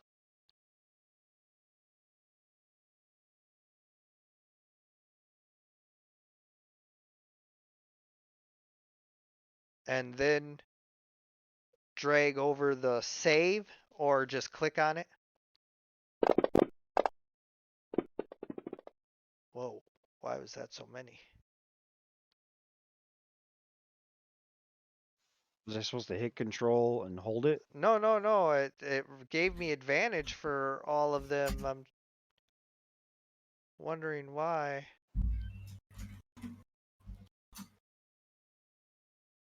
Oh, I have resist lightning? No, I guess. Yeah, oh, resist. No, that shouldn't give me, that just is the damage. I have no idea why I had advantage on all of those. I'm looking to see if I'm missing something. Magic resistance. I have advantage on saving throws against spells and other magical effects. Okay, but I still roll for. Yeah, you still roll for the damage, because it'll have it. Just click on the blood raindrop. Yes.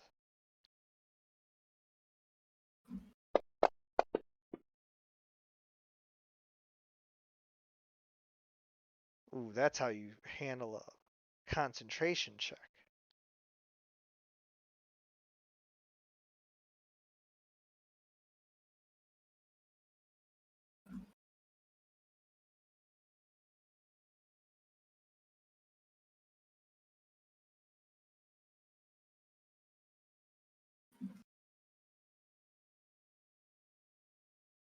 I just move on from my turn, right? Yep, you can just end your turn then if that's.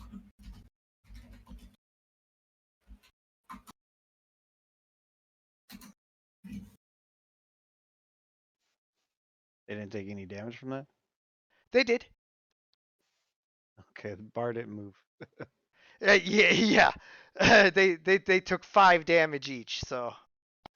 Gotcha. Yeah, they didn't exactly get their butts whooped there. Soggy Salmon sees what's going on, and he kind of charges forward to attack these guys. Soggy is going to. Soggy sort of says, "Wait! It's too late. The deed is done.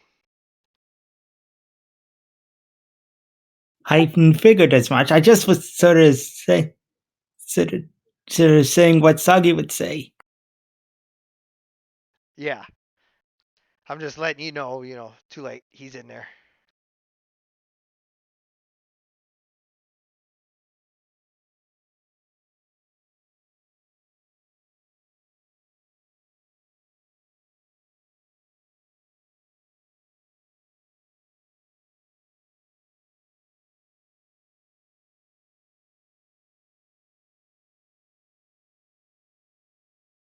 All right, so he attacks with his claws. Oh, he smacks the flaming skull with his claws.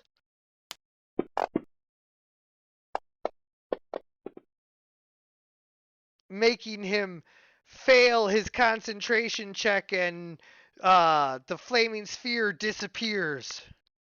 Soggy said, sort of astonished, sort of like stares at Salmon in and looks very impressed. Soggy's like, nope, we're keeping it.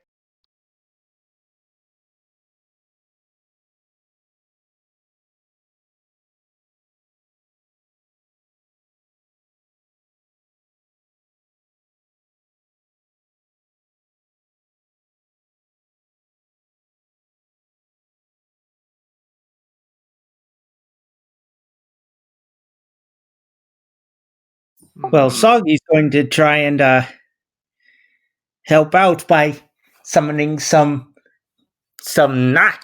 icy blades. Ah. All right. Where would you like to summon them?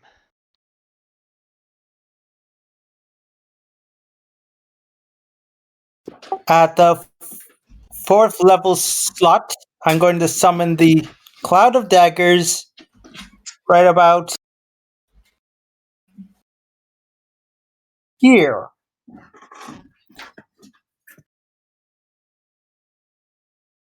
Right there, yes. So it hits both the Flame Skull number 3 and 1.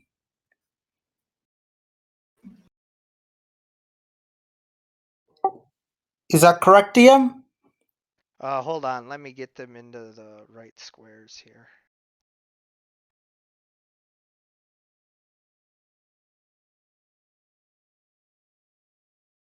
That's that square.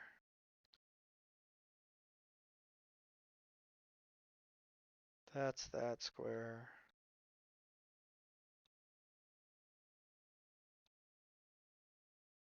That's that square.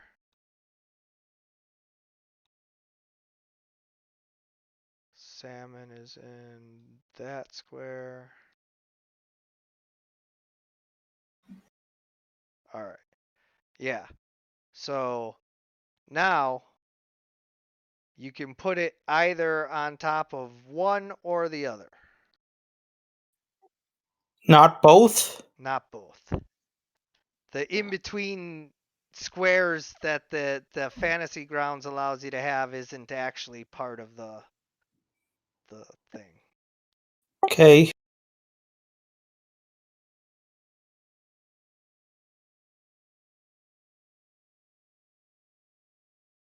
And Soggy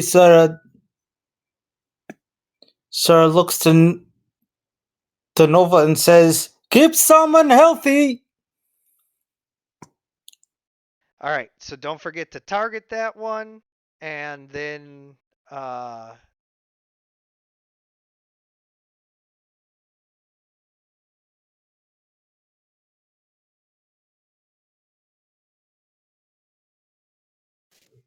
back. hold on, let me make sure. Damage needs to be upgraded so it's at the 4th levels. It is.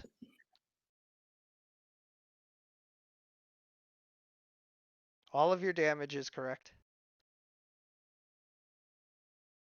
And don't forget to drag the Cloud of Daggers effect onto yourself.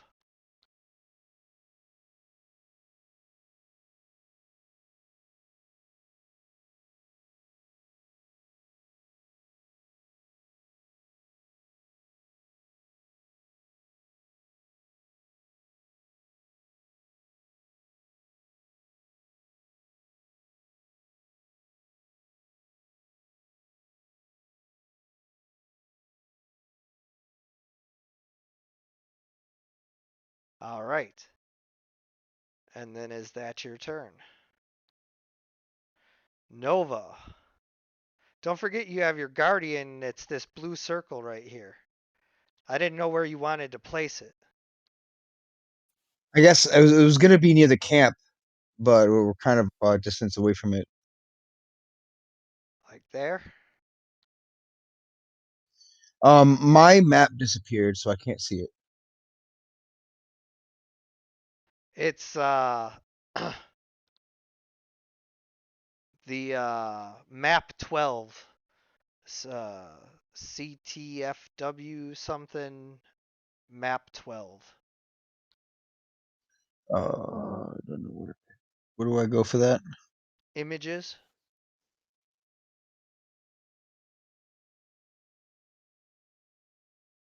Then assets, No, images.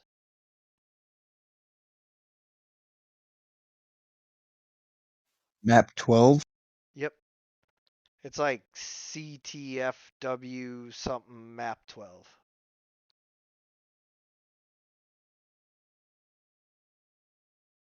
Okay.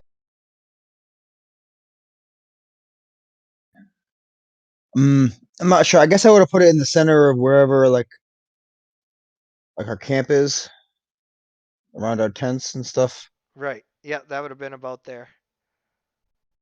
Yeah, that's it. And then let's see. I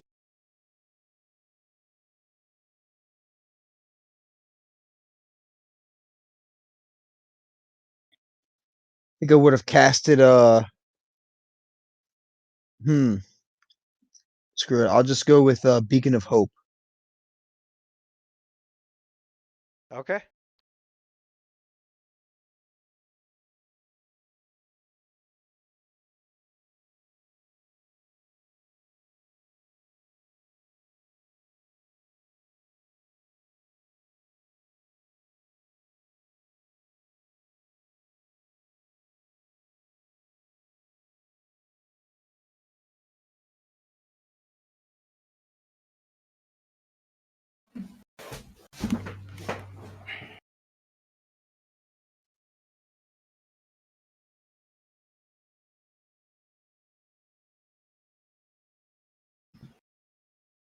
All right. Everybody gets You the might come. thumbs up.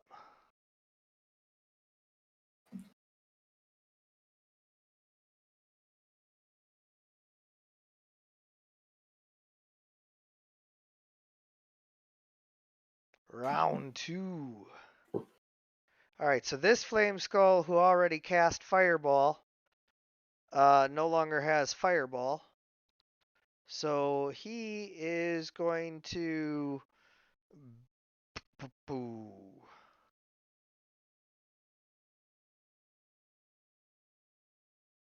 he is going to cast 3 magic missiles at Noman. Gah! Stop doing that, you little shits. No.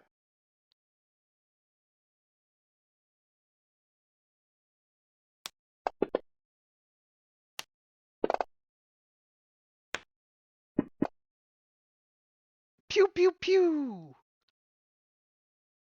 Take that. Ow.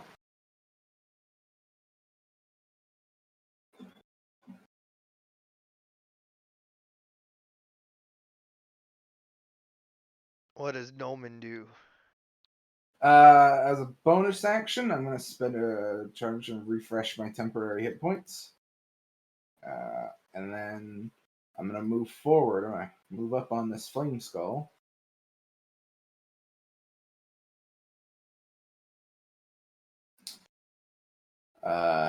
Then I'm going to focus here. Going to spend one attack to smack it. Alright. And damn it. Alright. And then I'm going to spend my other attack to just grab the little fucker. I sacrifice my damage and I take the skull in my other hand. Okay. It is grappled. I'd like to imagine I'm holding it like by the eye holes, like it were a bowling ball. Then that is exactly how it is grappled. Okay, that'll end my turn. You didn't let me put the grappled condition on it. Now it says it's grabbed by the other flame skull. Instead of grabbed by you. Alright, so this flame skull is going to... Damn it.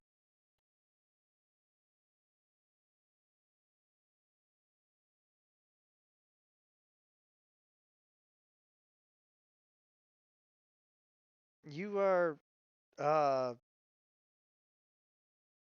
in my space. Yes, I am. What you gonna do about it? Get out of my space, man. No.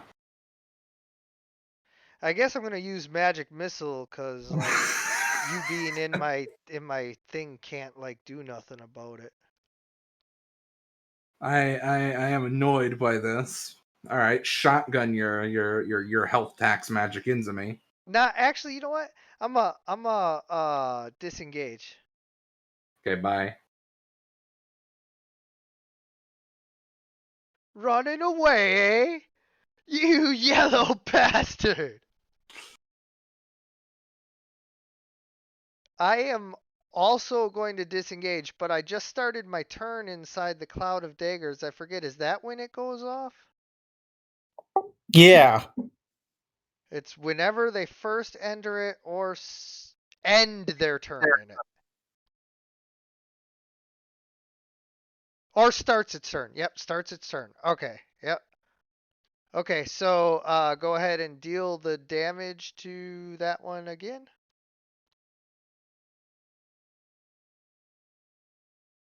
Not to yourself. You're targeting yourself right now, yeah.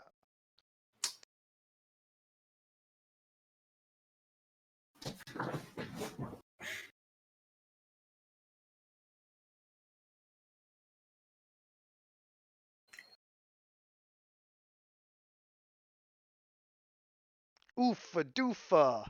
You blow the flame skull up. As the piranha-like daggers sort of stab into it, causing it to.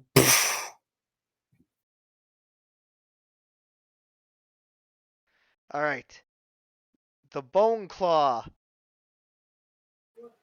attacks Nova.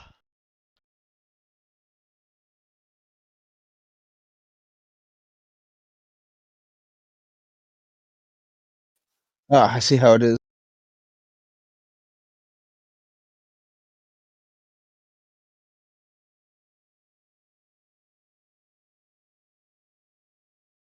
I use my 15-foot range. Oh, also you have to roll perception to see if you noticed me hiding. It's 21. If you cast, we can see you, right? 21. No, that's not playing. Yeah. No, I'm not casting. These are my claws. 15-foot range. Holy Y- snap! Yeah. Well, it's a large creature with particularly lanky arms, so 15 is the logical number. I guess I don't know. I can't see shit. Like I'm just like oblivious to this like Yep. giant creature walking around. Yep. So I have advantage. No, I slip into the shadows. That's the crazy thing. Is like as big as I am, I just like faded into the shadows.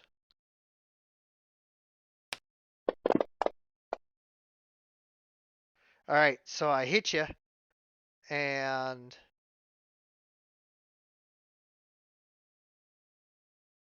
if the target is a creature, I can pull it 10 feet towards itself, and the target is grappled.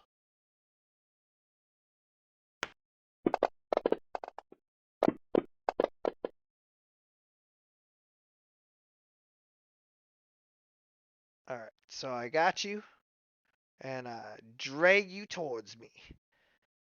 And now that I got you towards me and grappled,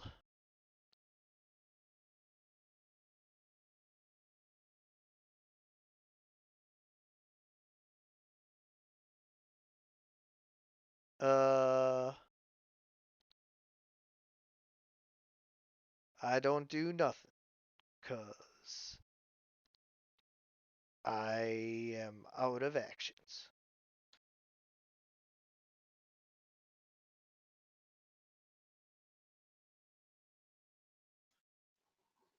All right, so we can see that now, right?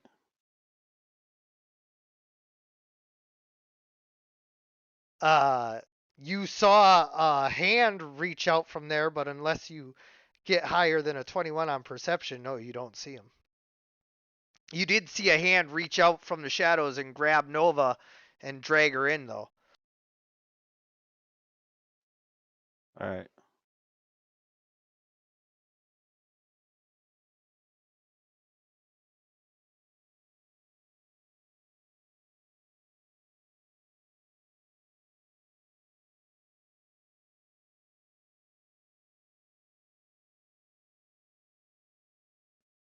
Now roll perception. Yep.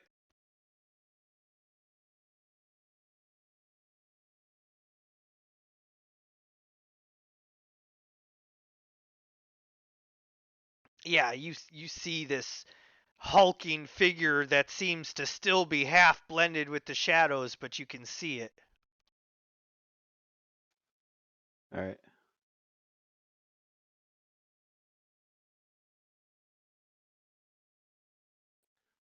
I don't know if I did that right. I just did the Guardian of Nature, Great Tree. Okay, so um you want to give yourself advantage on constitution saves and attacks?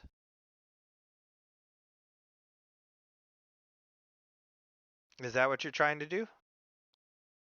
No, it's the Primal Beast, Okay, hold the on. Great Tree. I turn into a tree. Okay. 10 temporary hit points, Constitution saving throws, Dex and Wisdom based attack rolls with advantage, and while I am on the ground within 15 is difficult terrain for your enemies. 10 temporary hit points, con saving throws with advantage. And while you're on the ground, difficult terrain for enemies. Gotcha. And now I get a bonus action. I don't really know how that works. So he turns into a giant mushroom? He turns into a giant mushroom, yes. He sort of looks at him just sort of slack-jawed and says, "No, you is mushroom." And there's a bunch of mushrooms growing all around the ground for 15 feet, making it difficult terrain for anyone who moves. Okay, can you help me with the bonus action? Because it's casting time, one bonus action. Does that mean I get to make another action? I don't really know how that works. Yes, but what are you going to do now that you're a mushroom tree? So you're saying I can't cast now? I am gonna reread to see specifically what it says.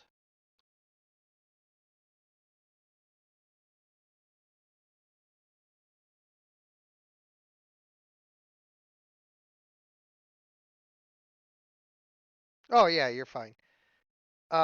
So you can't cast another spell though because that was a spell. You can cast a cantrip, like poison spray or thorn whip or whatever. Okay. Or you could take a different action.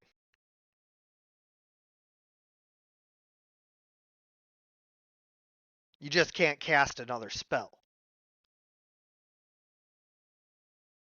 Let me see if I can figure this out. I don't think I've attacked with my club yet. You I'll, could I'll do do, that. I'll do the thorn whip. You could do that.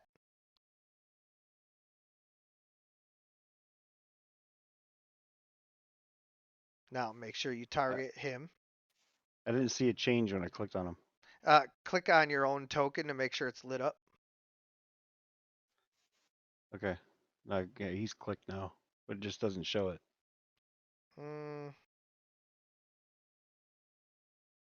There, now he's targeted.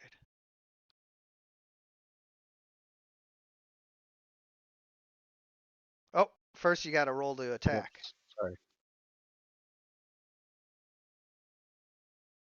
Click on the dice by where it says save. Where it should be an attack, isn't it? Yeah, by where it says attack, ATK. All right, you hit, so good to go.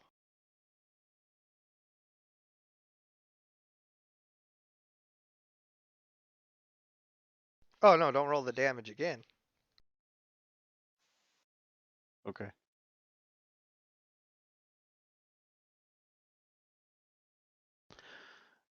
So am I done? I'm lost. So you cast the transformation, Great Guardian of Nature, and then you attacked him with your thorny mushroom vine whip that grew out of your arm, and now unless you have like a secret extra action, that would be your turn. So you can, yep. All right. Sorry, guys. I think I'm getting better. Sorry about that. Yeah, no, don't be. It's all good.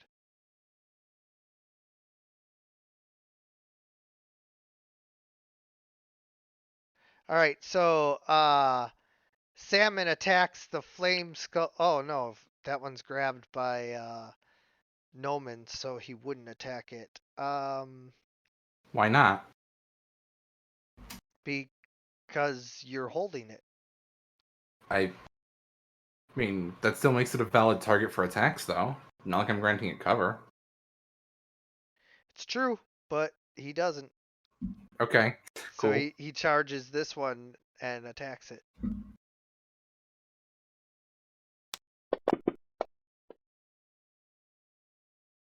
And misses.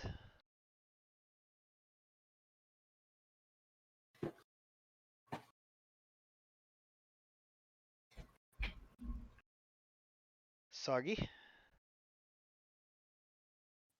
Yep.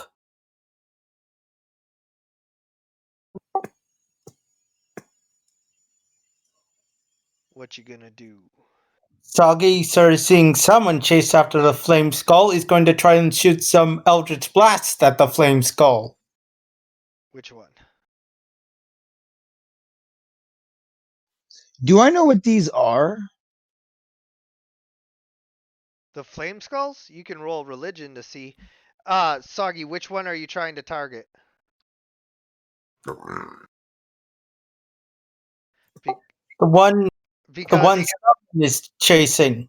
yeah, because you're behind a tree, your allies, more allies, and I'm moving. oh, okay. I wasn't sure if I was, gonna give you disadvantage or just deny you line of sight altogether, but I was just setting you up for, understanding that you weren't exactly like face to face with him.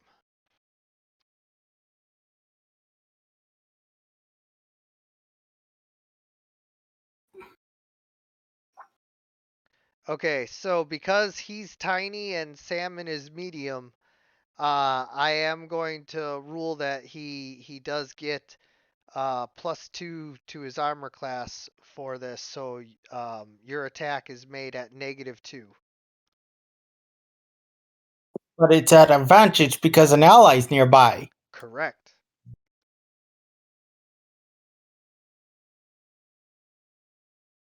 But don't forget to click -2 as well. So 8. Just did that. Okay, good.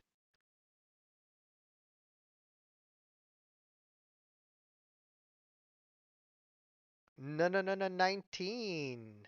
All right, so roll the damage for that one.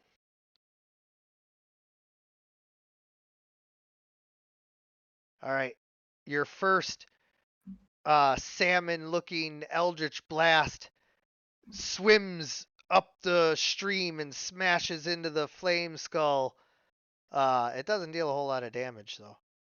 And then you do that again, and you hit again, and a second salmon smashes into it shortly afterwards, leaping through the air like a salmon swimming upstream. Yeah. Soggy sort of says, "Yes, yes! Let us smash these skull heads!"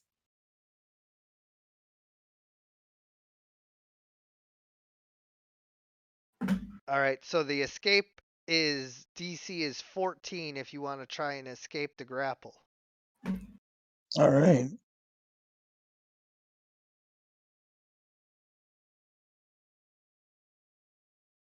Otherwise, whatever else you want to do. Oh, no, you escape. You are no longer grappled.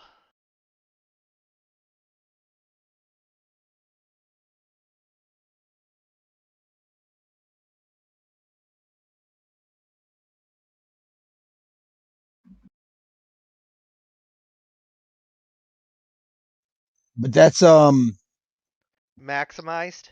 yeah, it's all maximized. So it's So 13 everybody each. gets Everybody gets an additional 2.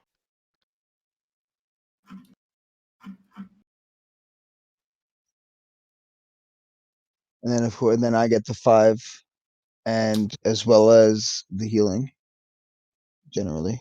So I think everybody gets everyone gets 4. Wow, I'm terrible at math right now. What the hell is this simple math? 14 13? Yeah, everybody got an additional 2. I covered it. Cool. So then I think and I get 20. Not that I think it oh yeah, I guess it does matter cuz that wound of 25.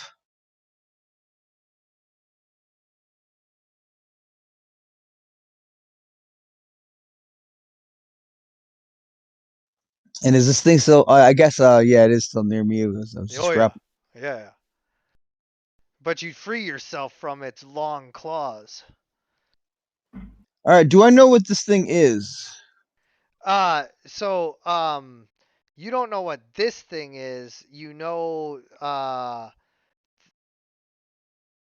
that the flaming skulls are. Oh wait, I keep forgetting you're from the alternate future. This is one of Visanthis's most feared generals. His name is Faraz, known as the first knight of Visanthus. He was an ancient Carpathian warlord who was raised by Visanthus once he achieved his power, and it appears he's upped that timeline.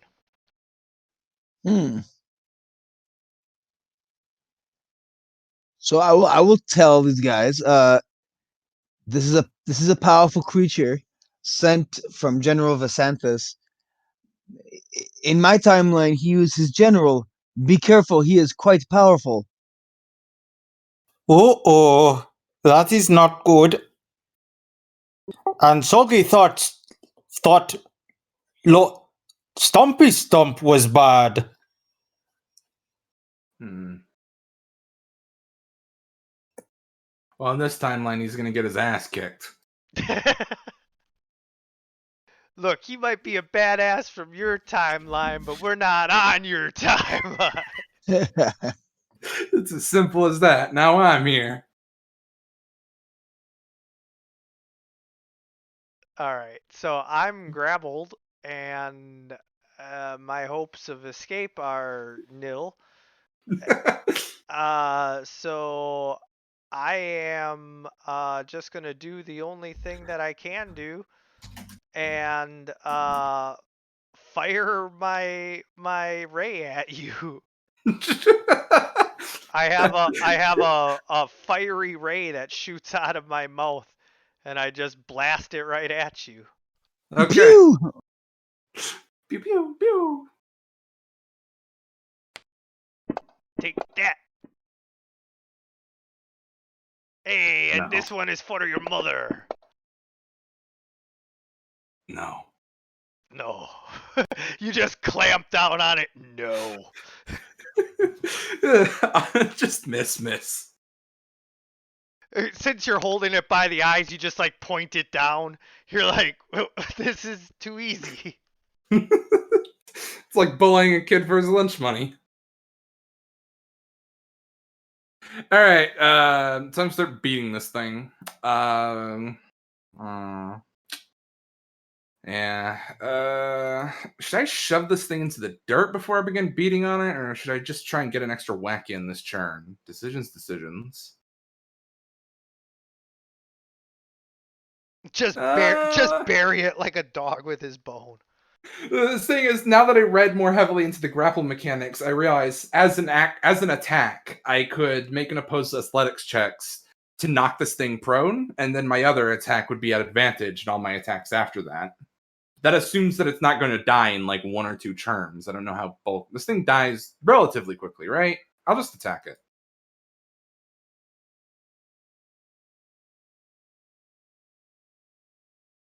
Well, that's the thing. It was dead to begin with. Oh no, it's heavily damaged as you begin to crack apart the skull.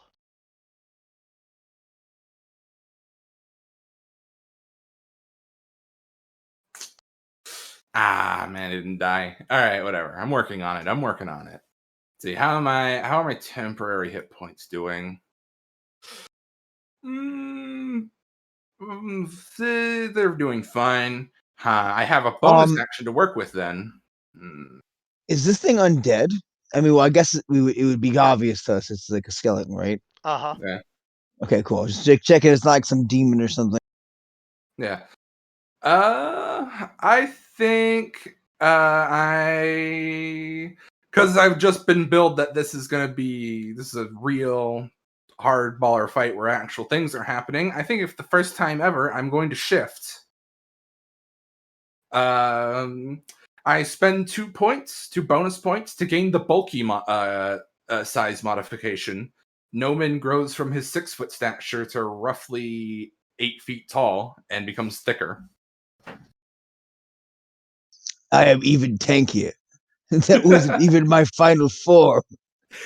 Not even this is actually. This just improves my damage, by the way. But that'll be the end of that. Yeah. I blast at salmon. Yeah, attacking the baby, you bastard. He's attacking me. You bastard. It's a baby.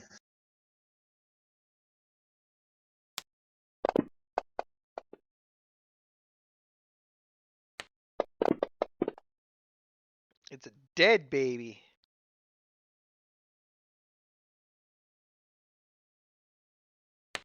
Had it taken any damage already? Let's No. see. And I miss with my second one as Salmon manages to duck after being burned and roaring. Faraz attempts to grab Nova again.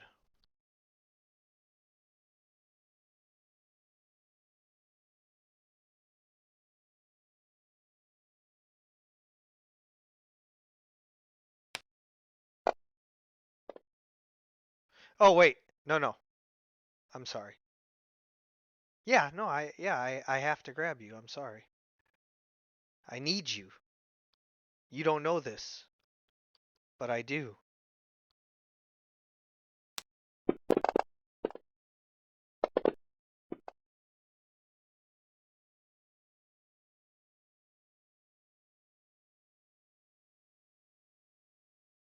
And yeah. So now I have you grabbed. I'll just come with me. My love. No. No. Gonna nip that right in the bud.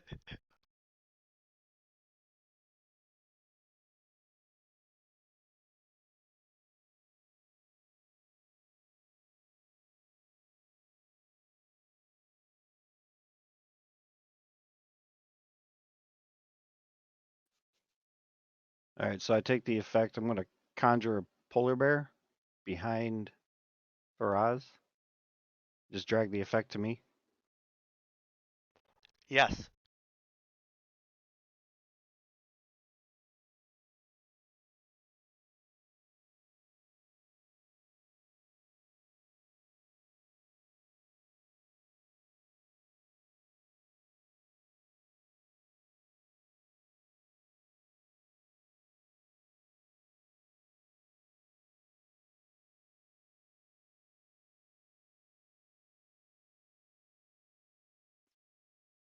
All right, what do I do now?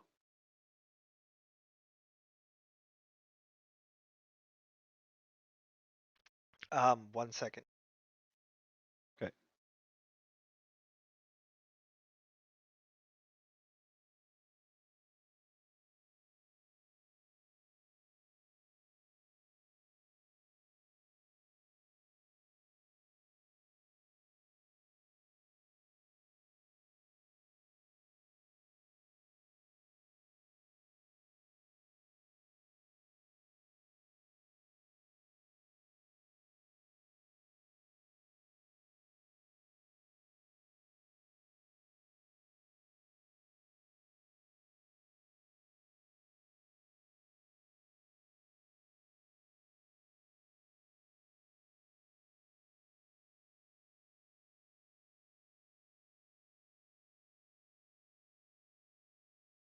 Okay. So, where this polar bear at? Right behind him. So like here? Yep. And then I believe he gets an attack, right? And then I get the Thorn Whipper attack again. Yeah. Wait. No. Is summon a bonus action? I don't think it Oh, is. I don't know. I don't think it is. All right, and then yeah, the polar bear gets an attack. So we attack. Yo, that's amazing. We could solve a lot of our problems that way. Oh We just shit! summon a 990-pound polar bear. I have advantage. Okay.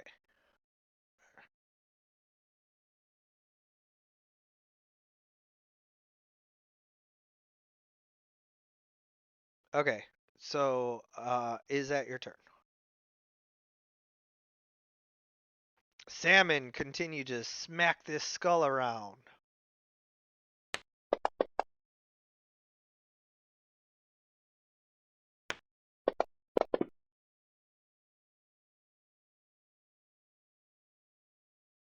He already went. Soggy.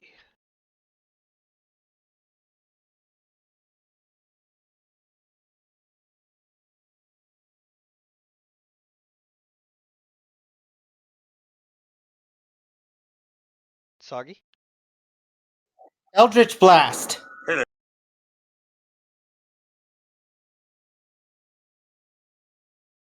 Ooh, you hit. Nice. The skull is critically wounded.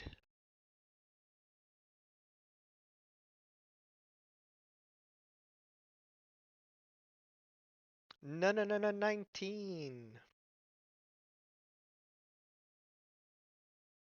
You blow up the skull as a large salmon leaps into the air and drops right on the skull, bursting as the skull bursts.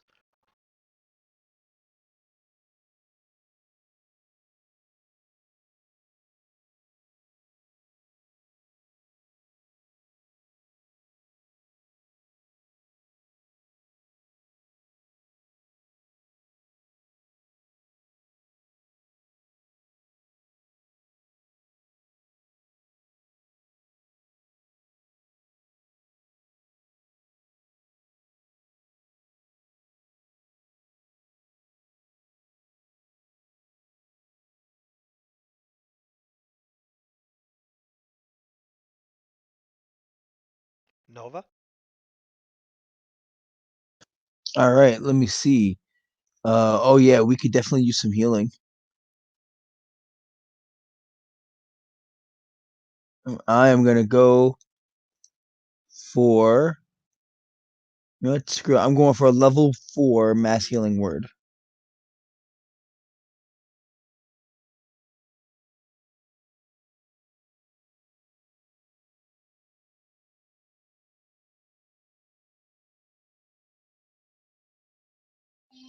Yeah. Oops. 1 second. You don't have one left 4th level spell slot. because you Yeah, I do. used Guardians of Faith before you went to Oh sleep. yeah.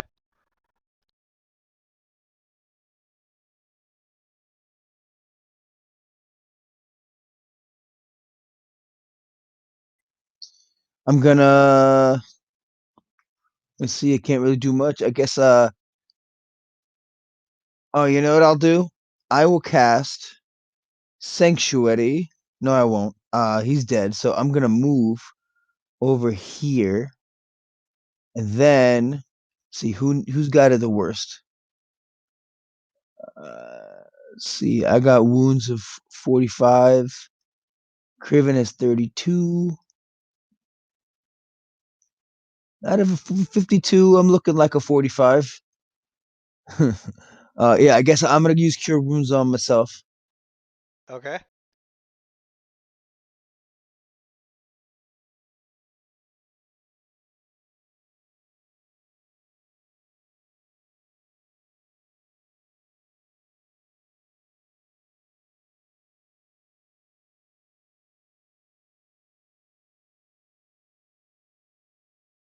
And let's see, it's 1d8 plus 7, but it's let's see.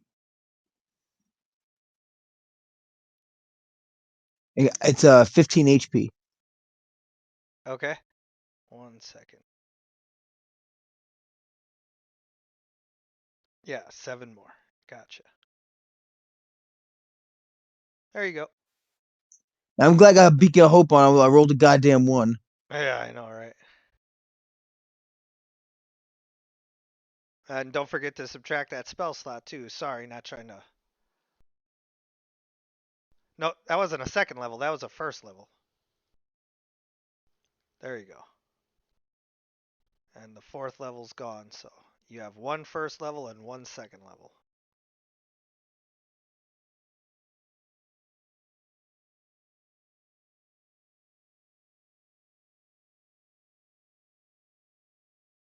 Out of mana. Need a I require res. more I require more Vespine gas. Yeah.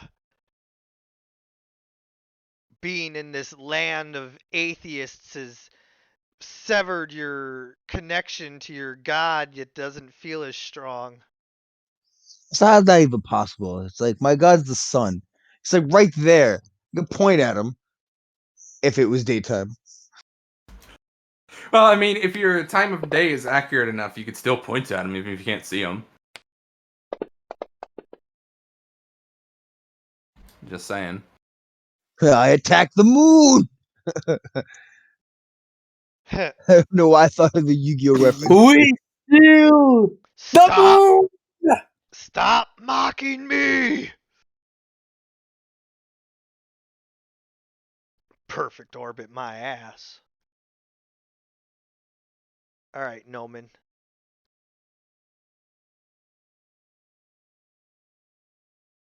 Nomen Grande. Let's see if I can pop this zit.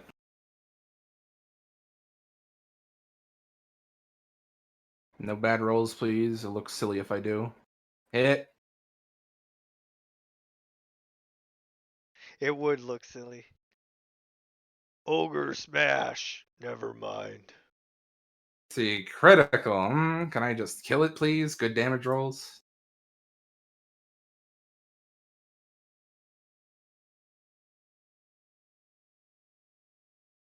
There we go. Boom! You smash it with your fist, and it just explodes into flames and shards before disappearing like embers scattering from a fire. Yeah, Noman will then kind of walk over to this square and begin sizing up a line towards Faraz. Kind of let him know what's about to be coming. Let's see. Anything else I can do? Let's see. I've spent 1, 2, 3 left. Nah, there's nothing else I need to do. Yeah, I just stand and double check my hit points. Did I take something from someone? Nope, I'm good. Yeah, no, that's the end of my turn.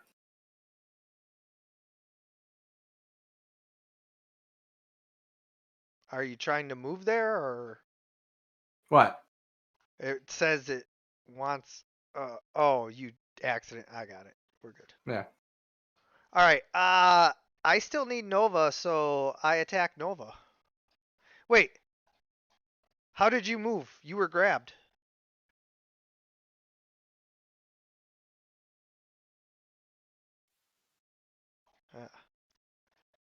So now that you're grabbed and all of that, I am going to use Shadow Jump. I am going to leap. Well, hold up 1 second, because on my turn, I thought that it was dead. I made a mistake. May I make an attempt? If I hadn't had made that mistake, I would have rolled to get out of it grapple. Wait, you thought it was dead? Yeah, I don't know why I thought that, because I thought, like, I heard Flame Skull and died, and then I was just like, oh, that, and obviously I was mistake. I was like, wait, that's not a Flame Skull. Yeah, but I mean, you also only You know had what? 7 No hit worries. points left. Otherwise, like, are you sure you want to forego the healing, or? No, don't worry. It's okay. Don't worry about it. I mean, you can roll to escape if you like. I'm just saying that you'd only have 7 hit points left. It's okay. No worries. Are Just you roll what we got. Are you sure? Yeah. I mean, I'm not trying to screw nobody here.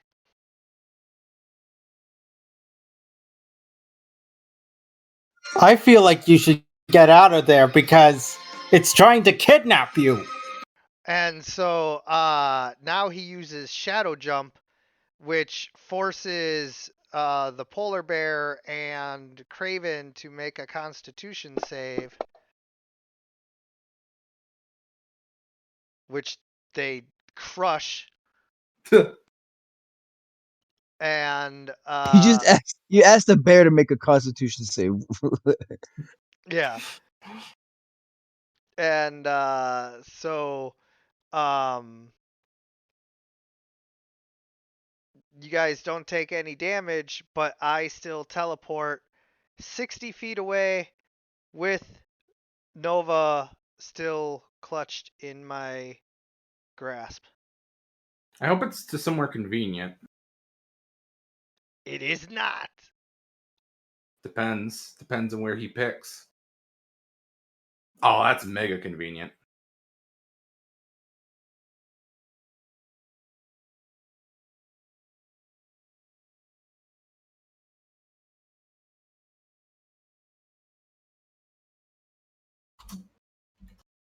All right.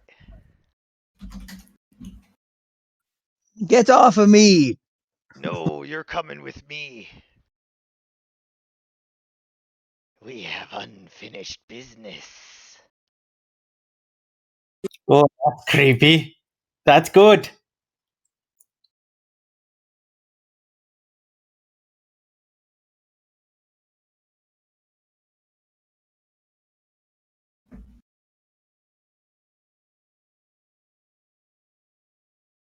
Craven?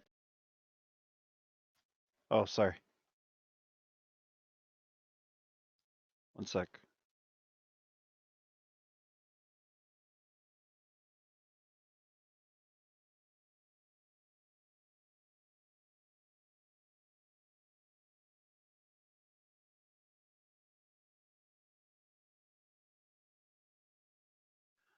How far is that drop? Like 20 About feet, 10 feet? no. About like 35 feet.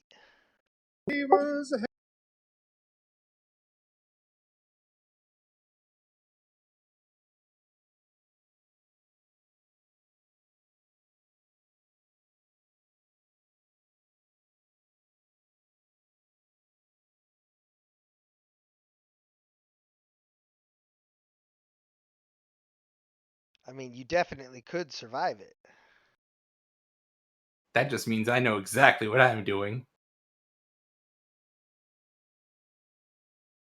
Superhero landing? No.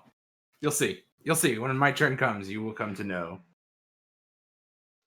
I should be able to move 40 because the long strider. Yes, sir.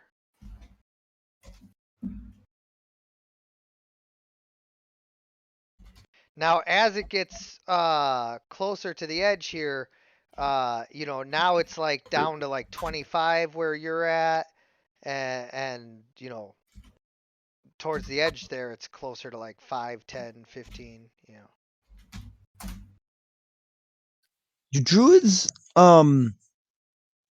in this version do they not have like the favored terrain ability that like prevents them from taking penalties to movement in rough terrain of their chosen environment? Yeah, like a jungle, I it think wouldn't I be think that's hindered in a right. jungle. I think that's Rangers. That A- is more rangery. Anyway, Craven, what do you do? Now, I know I can't already cast it, but I mean, we're still in combat, so I don't really know how that works. I can't really do anything, right? You cast Longstrider and moved, and that's all you're doing? I don't know if I can do anything else. No, no, you can't. I just, I like to verify these things for you so that you learn it. Gotcha. All right, Salmon goes to check on Soggy.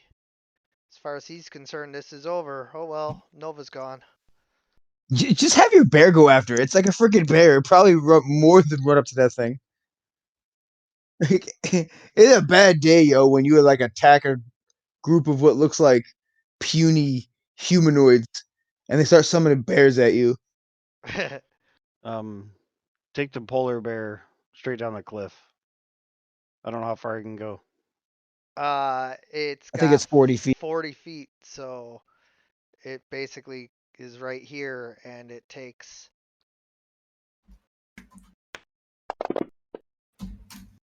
3 damage. Sweet. Look at those dice. That polar bear has a great Wow. acrobatics game. Yeah. I gave him wings. Yeah, shit. He panda rolls down the hill.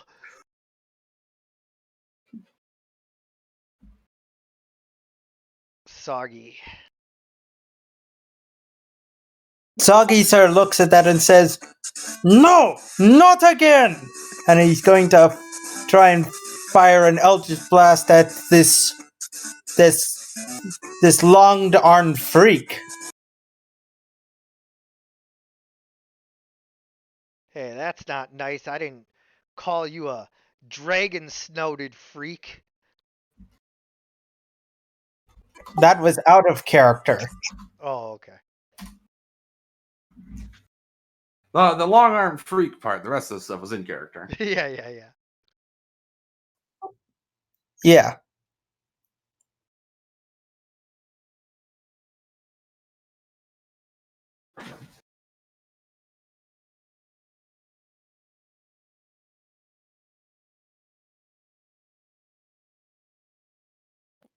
Imagine rolling double ones.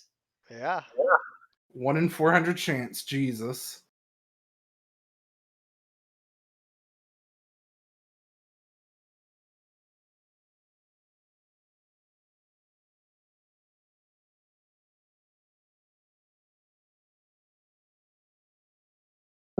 So those Eldritch Blasts just go and effectively at the armor. Yeah.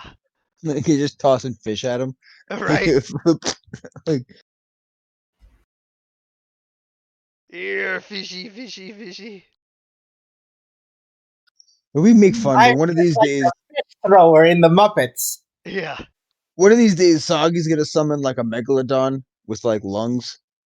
It can fly, and it's just gonna be like, what do we do? He's summoning water dragons. Right. It's just breathing lightning everywhere. All right. What do you do, Nova?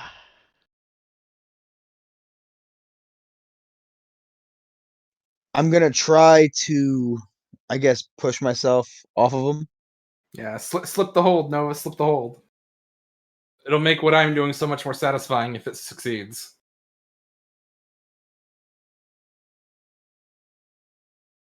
Stay with me.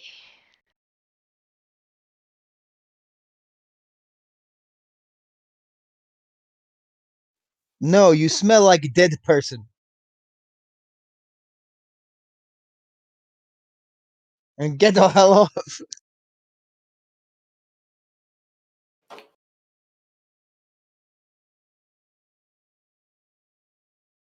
I'll take I a. am literally New Zealand. I'm gonna take a step back and bear mace him. No, I'm joking. I think bear mace would work on the undead. Yeah. Well, there are special seasonings and stuff that the undead can taste that humans can't. I bet you could extract essence from like whatever death flower it is that undead perceive as spicy and make undead mace. That'd be awesome. Yeah, that would be funny though. Imagine like some hard undead with just like a skeleton face, with like it's just like, oh, you cannot harm me, swinging and screaming all demonically, and then you like spritz it in the eye with something, and it just starts with this high pitched squeal. It hasn't What the hell felt was pain. that? It hasn't felt pain like this in 100 years. Like, I'm sorry, you know what I was reminded of is a comic book thing where like one of Doctor Strange's villains stole his powers, and Doctor Strange left, of course, and when he went to go confront the villain, he was like, "What are you gonna do, Doctor Strange? You have none of your powers. I have it all, and all you have at your disposal is like weak little trinkets and relics." And Doctor Strange just like bear maces him, and the guy just drops his knees. Like, like It's funny about that. As I looked into this, bear mace designed to make bears go away is actually rated to a lower degree of pain than human pepper spray, especially in America. that Nice. means that we like bears more than we like people. I do. Anyway, what do you do? You're Okay, free so from I the got out of his grapple. grasp, and now I'm going to risk on a thing I don't think is going to work.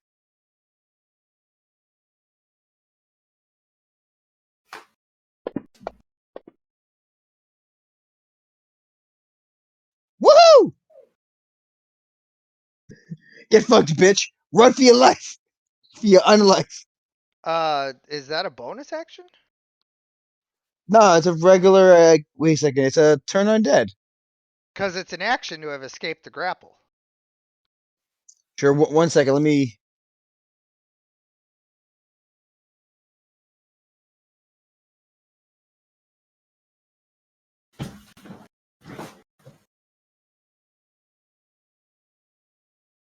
Uh, 1 second. Yeah, no, it's a regular action. As an action. Uh,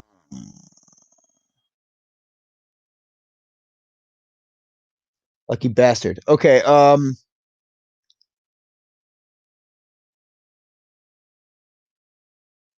Hmm. Could use healing word on yourself. I know what I'm gonna do. I'm gonna cast. I'm gonna make it pretty hard to hit me. That's what I'm gonna do. I'm gonna cast Sanctuary on myself. Okay.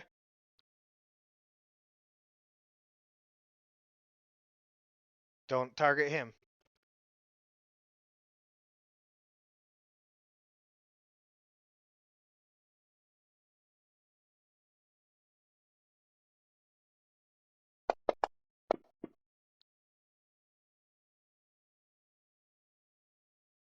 Wait, what? Don't target him.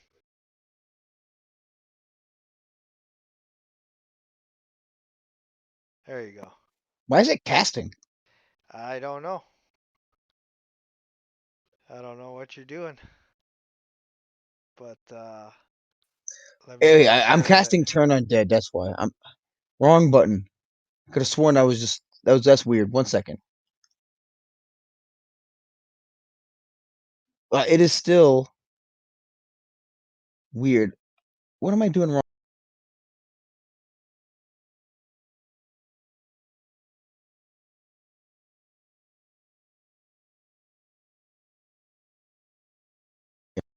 All right. You know what? Whatever. there you go. Sanctuary on myself.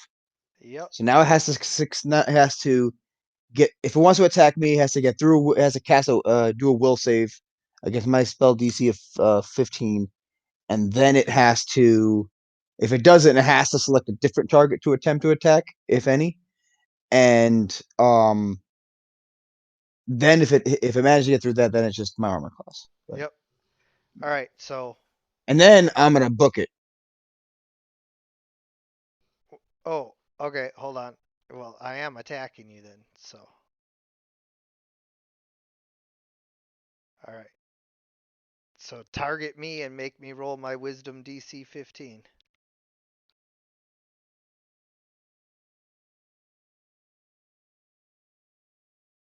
Untarget yourself. There you go.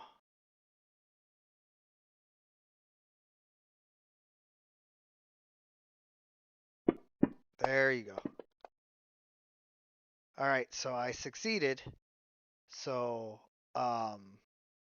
now I can attack.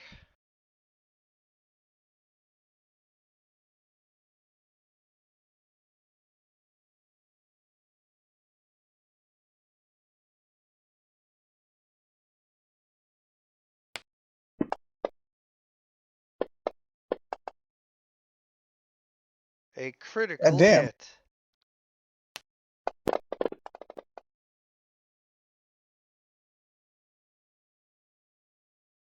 That knocks you unconscious and dying. And grappled.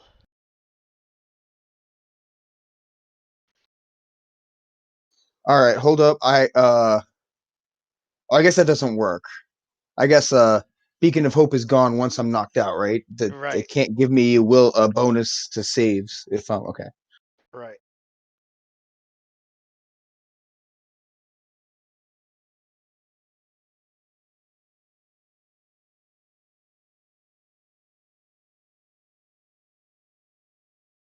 Nomen.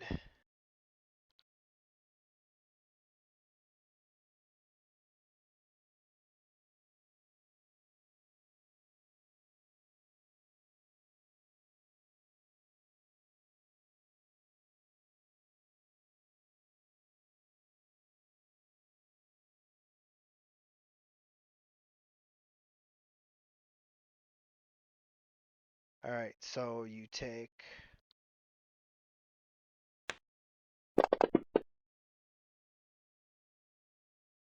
10 falling damage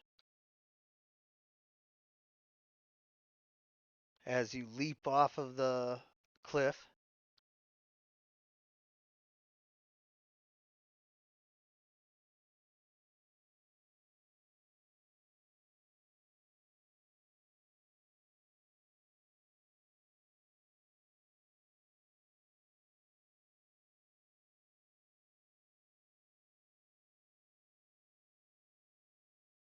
Are you attempting a grapple? Oh, was I muted that entire time? Yeah.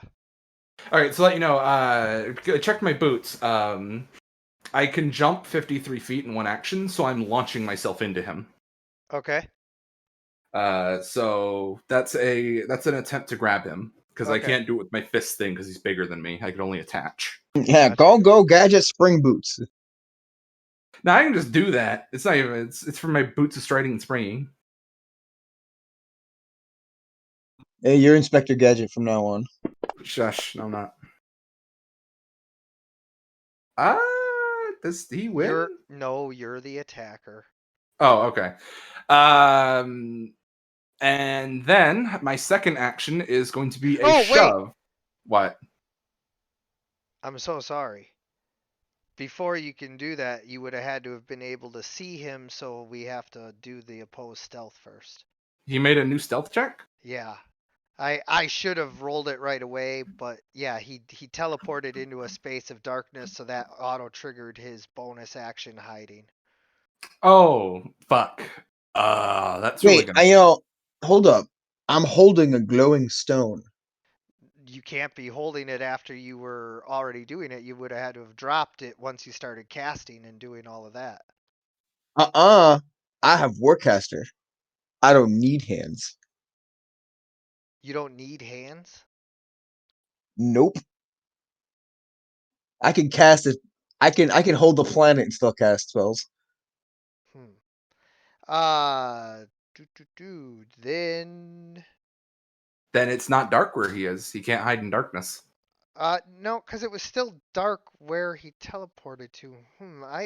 But it's not dark anymore because now Nova is there. Yeah, I don't know actually. I think the teleport would go through, but there's no darkness for him to hide in anymore because Nova is there with the glowing stone. I'll just solve this. I'm gonna just use my action on this turn. I'm gonna burn it to have done something on a different turn to make things fair. So you don't have a light right now, but I'm gonna be giving up my action to have done that prior. Oh, okay. It's a little bit of a retcon, but I'm just balancing out the actions, so it'll be fine. Okay, so you want me to make a perception check against his stealth then? Yeah. Okay, so where is his stealth?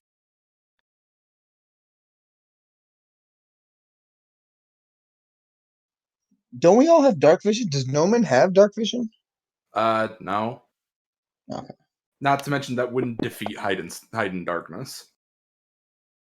Wow, he rolled well. Damn, I'm gonna need a good chat. Come on, dice. Thanks, reality. The dice are like, screw you. Oh, and FYI, I can cast spells like Healing Word if there was tape over my mouth. Gotcha.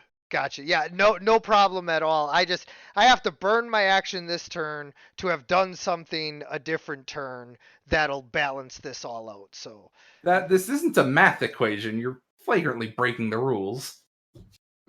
No, I'm not. Yes, you are. I would have done this earlier if I didn't realize that he didn't have to drop the stone. Whoa. Bully. All right, whatever. That totally wouldn't fly at my table, no matter how retarded I made my monsters. Yeah, right. well. I have ways of dealing with your light nonsense. I just didn't realize that I had to worry about it. I thought, you got a stone, so you drop it, That's really awkward now, because like, now what? The polar bear was chasing the thing. So does that mean the polar bear is back up where it was? Yeah, do we have any idea where she is? The polar bear can smell it. Okay, Rotten okay, its way. okay. Wait, does that mean Kasagi attempted to shoot it earlier? Now he missed, but if he, I don't think Hazard would have made the choice to do so if he could like blatantly What not else would see he the do? guy. What else would he do? I mean, I don't know. I think Hazard. I he mean, doesn't- Soggy he has doesn't dark have- vision, so Even if you have dark vision or not, Yeah, we're talking like magical it's stealth. not. It's right? It's not another action that he could take that would do anything. I'm gonna double check the abilities I have available to me to see if there's some other course of action I could take, because now my turn doesn't make sense. Yeah, that is true. I mean, he ran right towards us. When if he was completely oblivious as to which direction to go, he could have ran north. Yeah, For all we know. well, I'm just double checking what can I do in this context now, because I don't know what I'm doing. Give me 5 seconds to figure this out. Yeah, because as that goes, in their perspective, we just vanished. Like, Right. if this wasn't a 60-foot teleport, this could have been like we could be on another plane of existence for all they know. Exactly. That's what I'm trying to say. Yeah. But however, that what that means is Noman's action wouldn't have been run up as fast as he can, use the boots and tackle. No, that's what he's Because refiguring right now. Yeah, I'm figuring. Yeah, I spent like the entire thing planning my turn because I had this cool thing in mind, and now it doesn't work at all. So give me,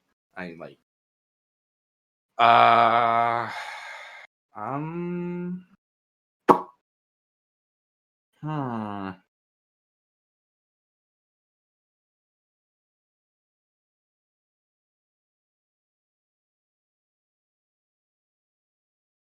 Okay, I know what I'm gonna do. This is really expensive, but I'm going to shift again. What I'm going to do is I will spend another point. Leaves me 2 left.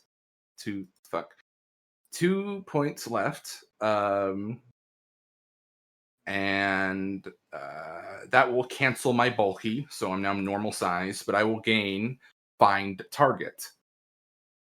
Then I will, as an action, spend another charge, 1 left, to know Faraz's current location.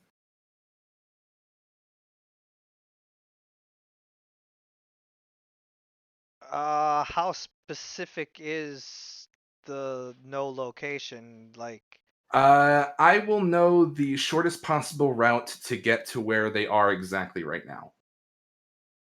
so yeah, you know the straight line towards him, but not the exact distance. Well, let's see.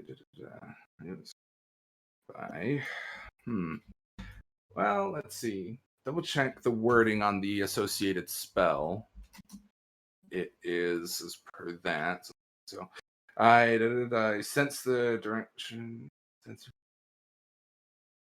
So I would know what direction it is in, and I know what direction it's currently moving. Which it's not. Yeah. Which means I can now move in that direction. Yep. And because of the mechanics, I'm going to bump into it on my first turn of movement because it's still in the way. You have more than 35 feet of movement? Yes. I have 40 feet of movement. Okay, and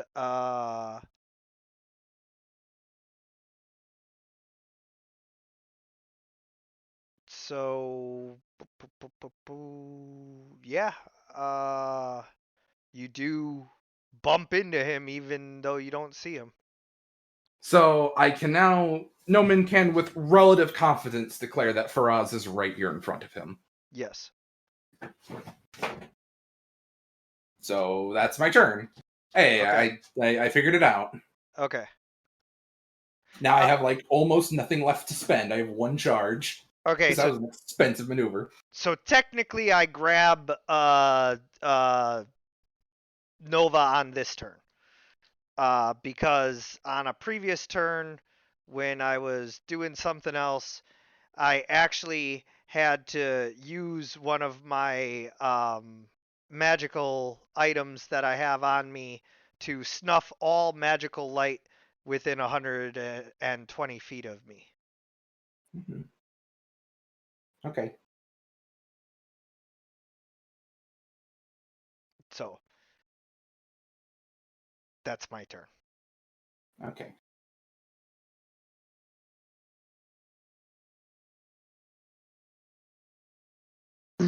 All right, can I see Nova from where I am? No. Well, I have height, and I'm only 60 feet away. well, you can roll against his 24. Oh no, not the enemy, Nova.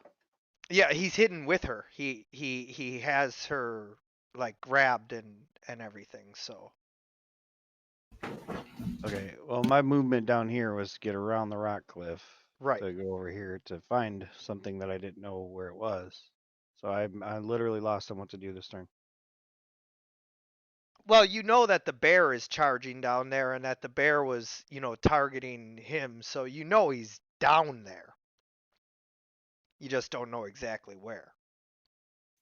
Do you see Noman? He could see Noman. If I move here, I'll drop it in a second, but I just want to make sure I'm not trying to fall down the cliff. Mm-hmm.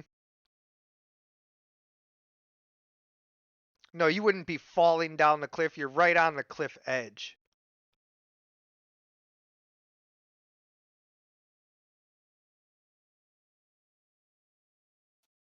All right, now can I see Nova? Or they're both stealth, or can I Yeah, roll? no, perception? it's both the stealth. Okay, so do I roll perception then? Yes.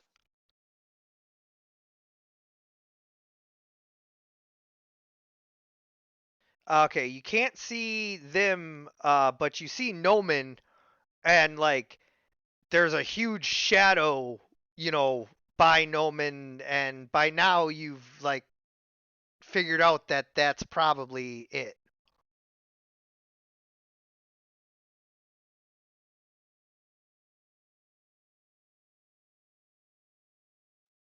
All right. Well, I don't know what else to do, so I'm gonna cast something real quick. Right in front of Noman.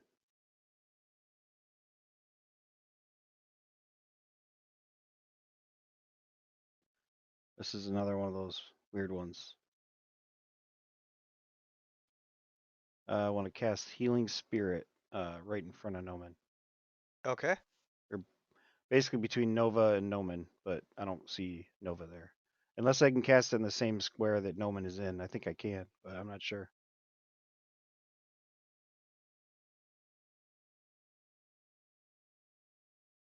No, it has to be in its own space. So you want to cast it in between Noman and Nova?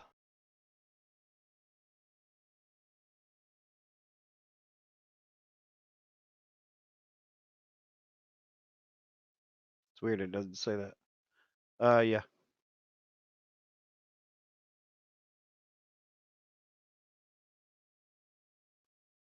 So do I gotta create something and then cast it on that? Yeah, I will put a little thing out there. And then just put the effect on that? No, you don't put the effect on that.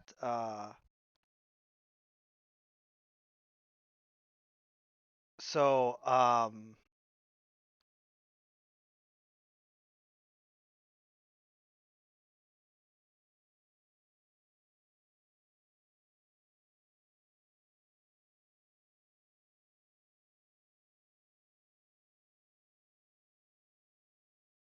yeah, so then you just use the heal on whoever's there. And you're right. I think you can create it right in the space of Who did you want to create it in the space? Well, you still can't see Nova, so you can't create it in her space. So Noman? Yeah. Okay.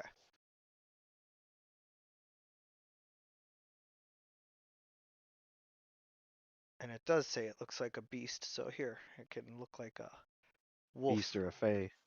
Yeah. Alright, so there you go. There's And a then Healing Spirit by Noman. and I'm gonna yell at Noman, telling Noman to drag, or never mind, he doesn't see him. Never mind. All right, and then I think that would be it for my turn. Yep.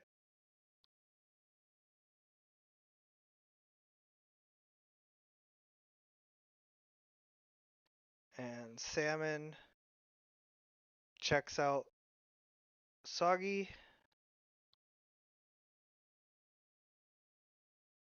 And the polar bear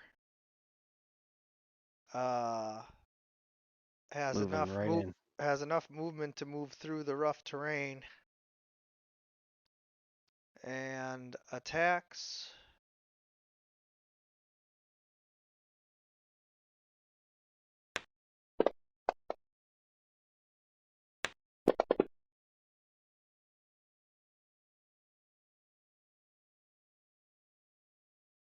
Soggy. Time to Eldritch Blast! Nope, you can't see it. Unless you roll perception versus 24.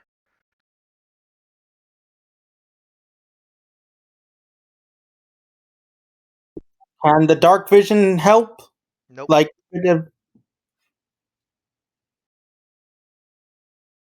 He's hiding in darkness, so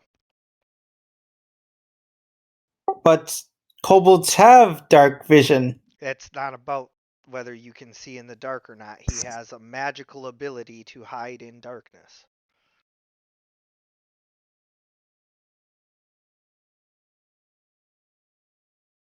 Yeah, so you can't see him.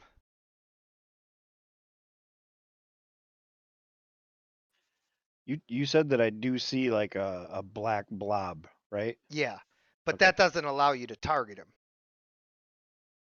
Well, what if I target? I know it's not my turn, but what if I targeted the darkness? N- Does that work? No. So Soggy is just sort of standing there, sort of worried and all that stuff. Yeah, you just see darkness and you can see Noman and the polar bear, but you can't see what they're fighting.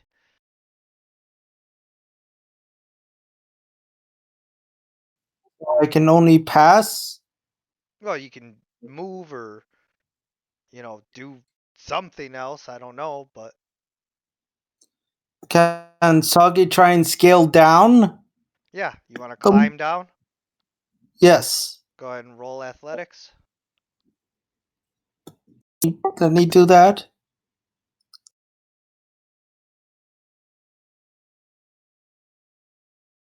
Oh no, you fall.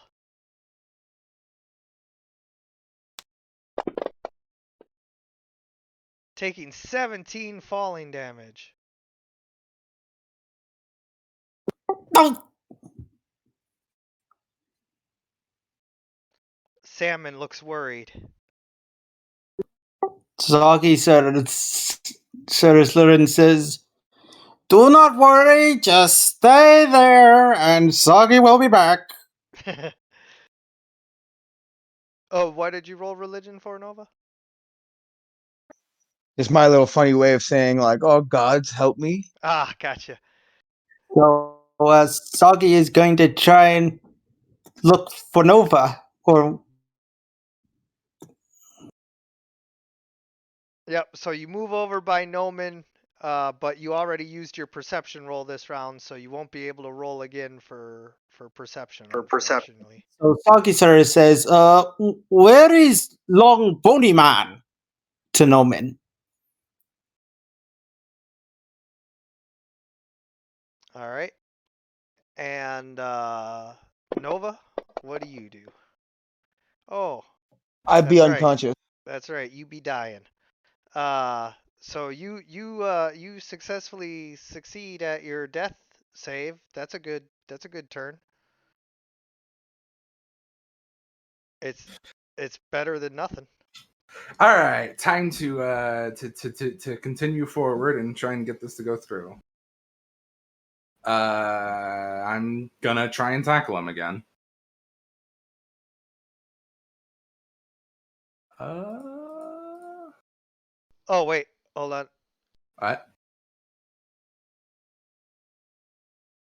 All right, there. Go ahead. Okay. Ah, shit. All right, well, still a chance. Ba, ba, ba, ba.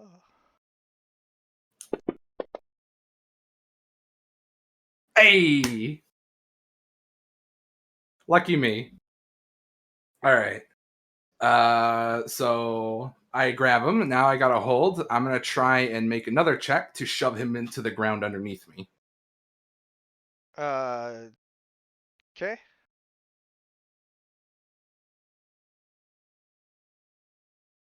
It's my other attack. Hey, I should now be clambering on top of Faraz, indistinct as he is. Right. This is one of the most awkward interactions in the game, where neither of the things I did are considered attack rolls, so they don't get disadvantage, but I still make them in place of attacks. All right, so I'm prone. You're prone and you're underneath me, and because of being grappled, you have a movement of 0, so you can't stand up until the grapple ends. Mm-hmm. But I now have a Faraz. And now I shadow jump. Does he just get to leave with that? Oh, I'm a real like jerk. Hmm.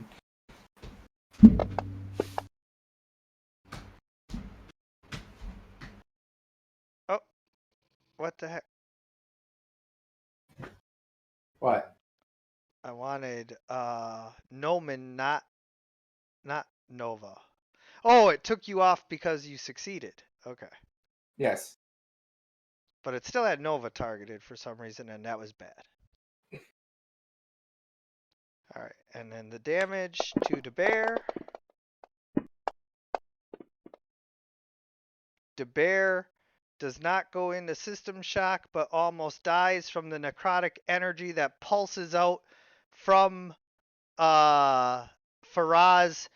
Noman, being made of metal, doesn't seem to be affected by it.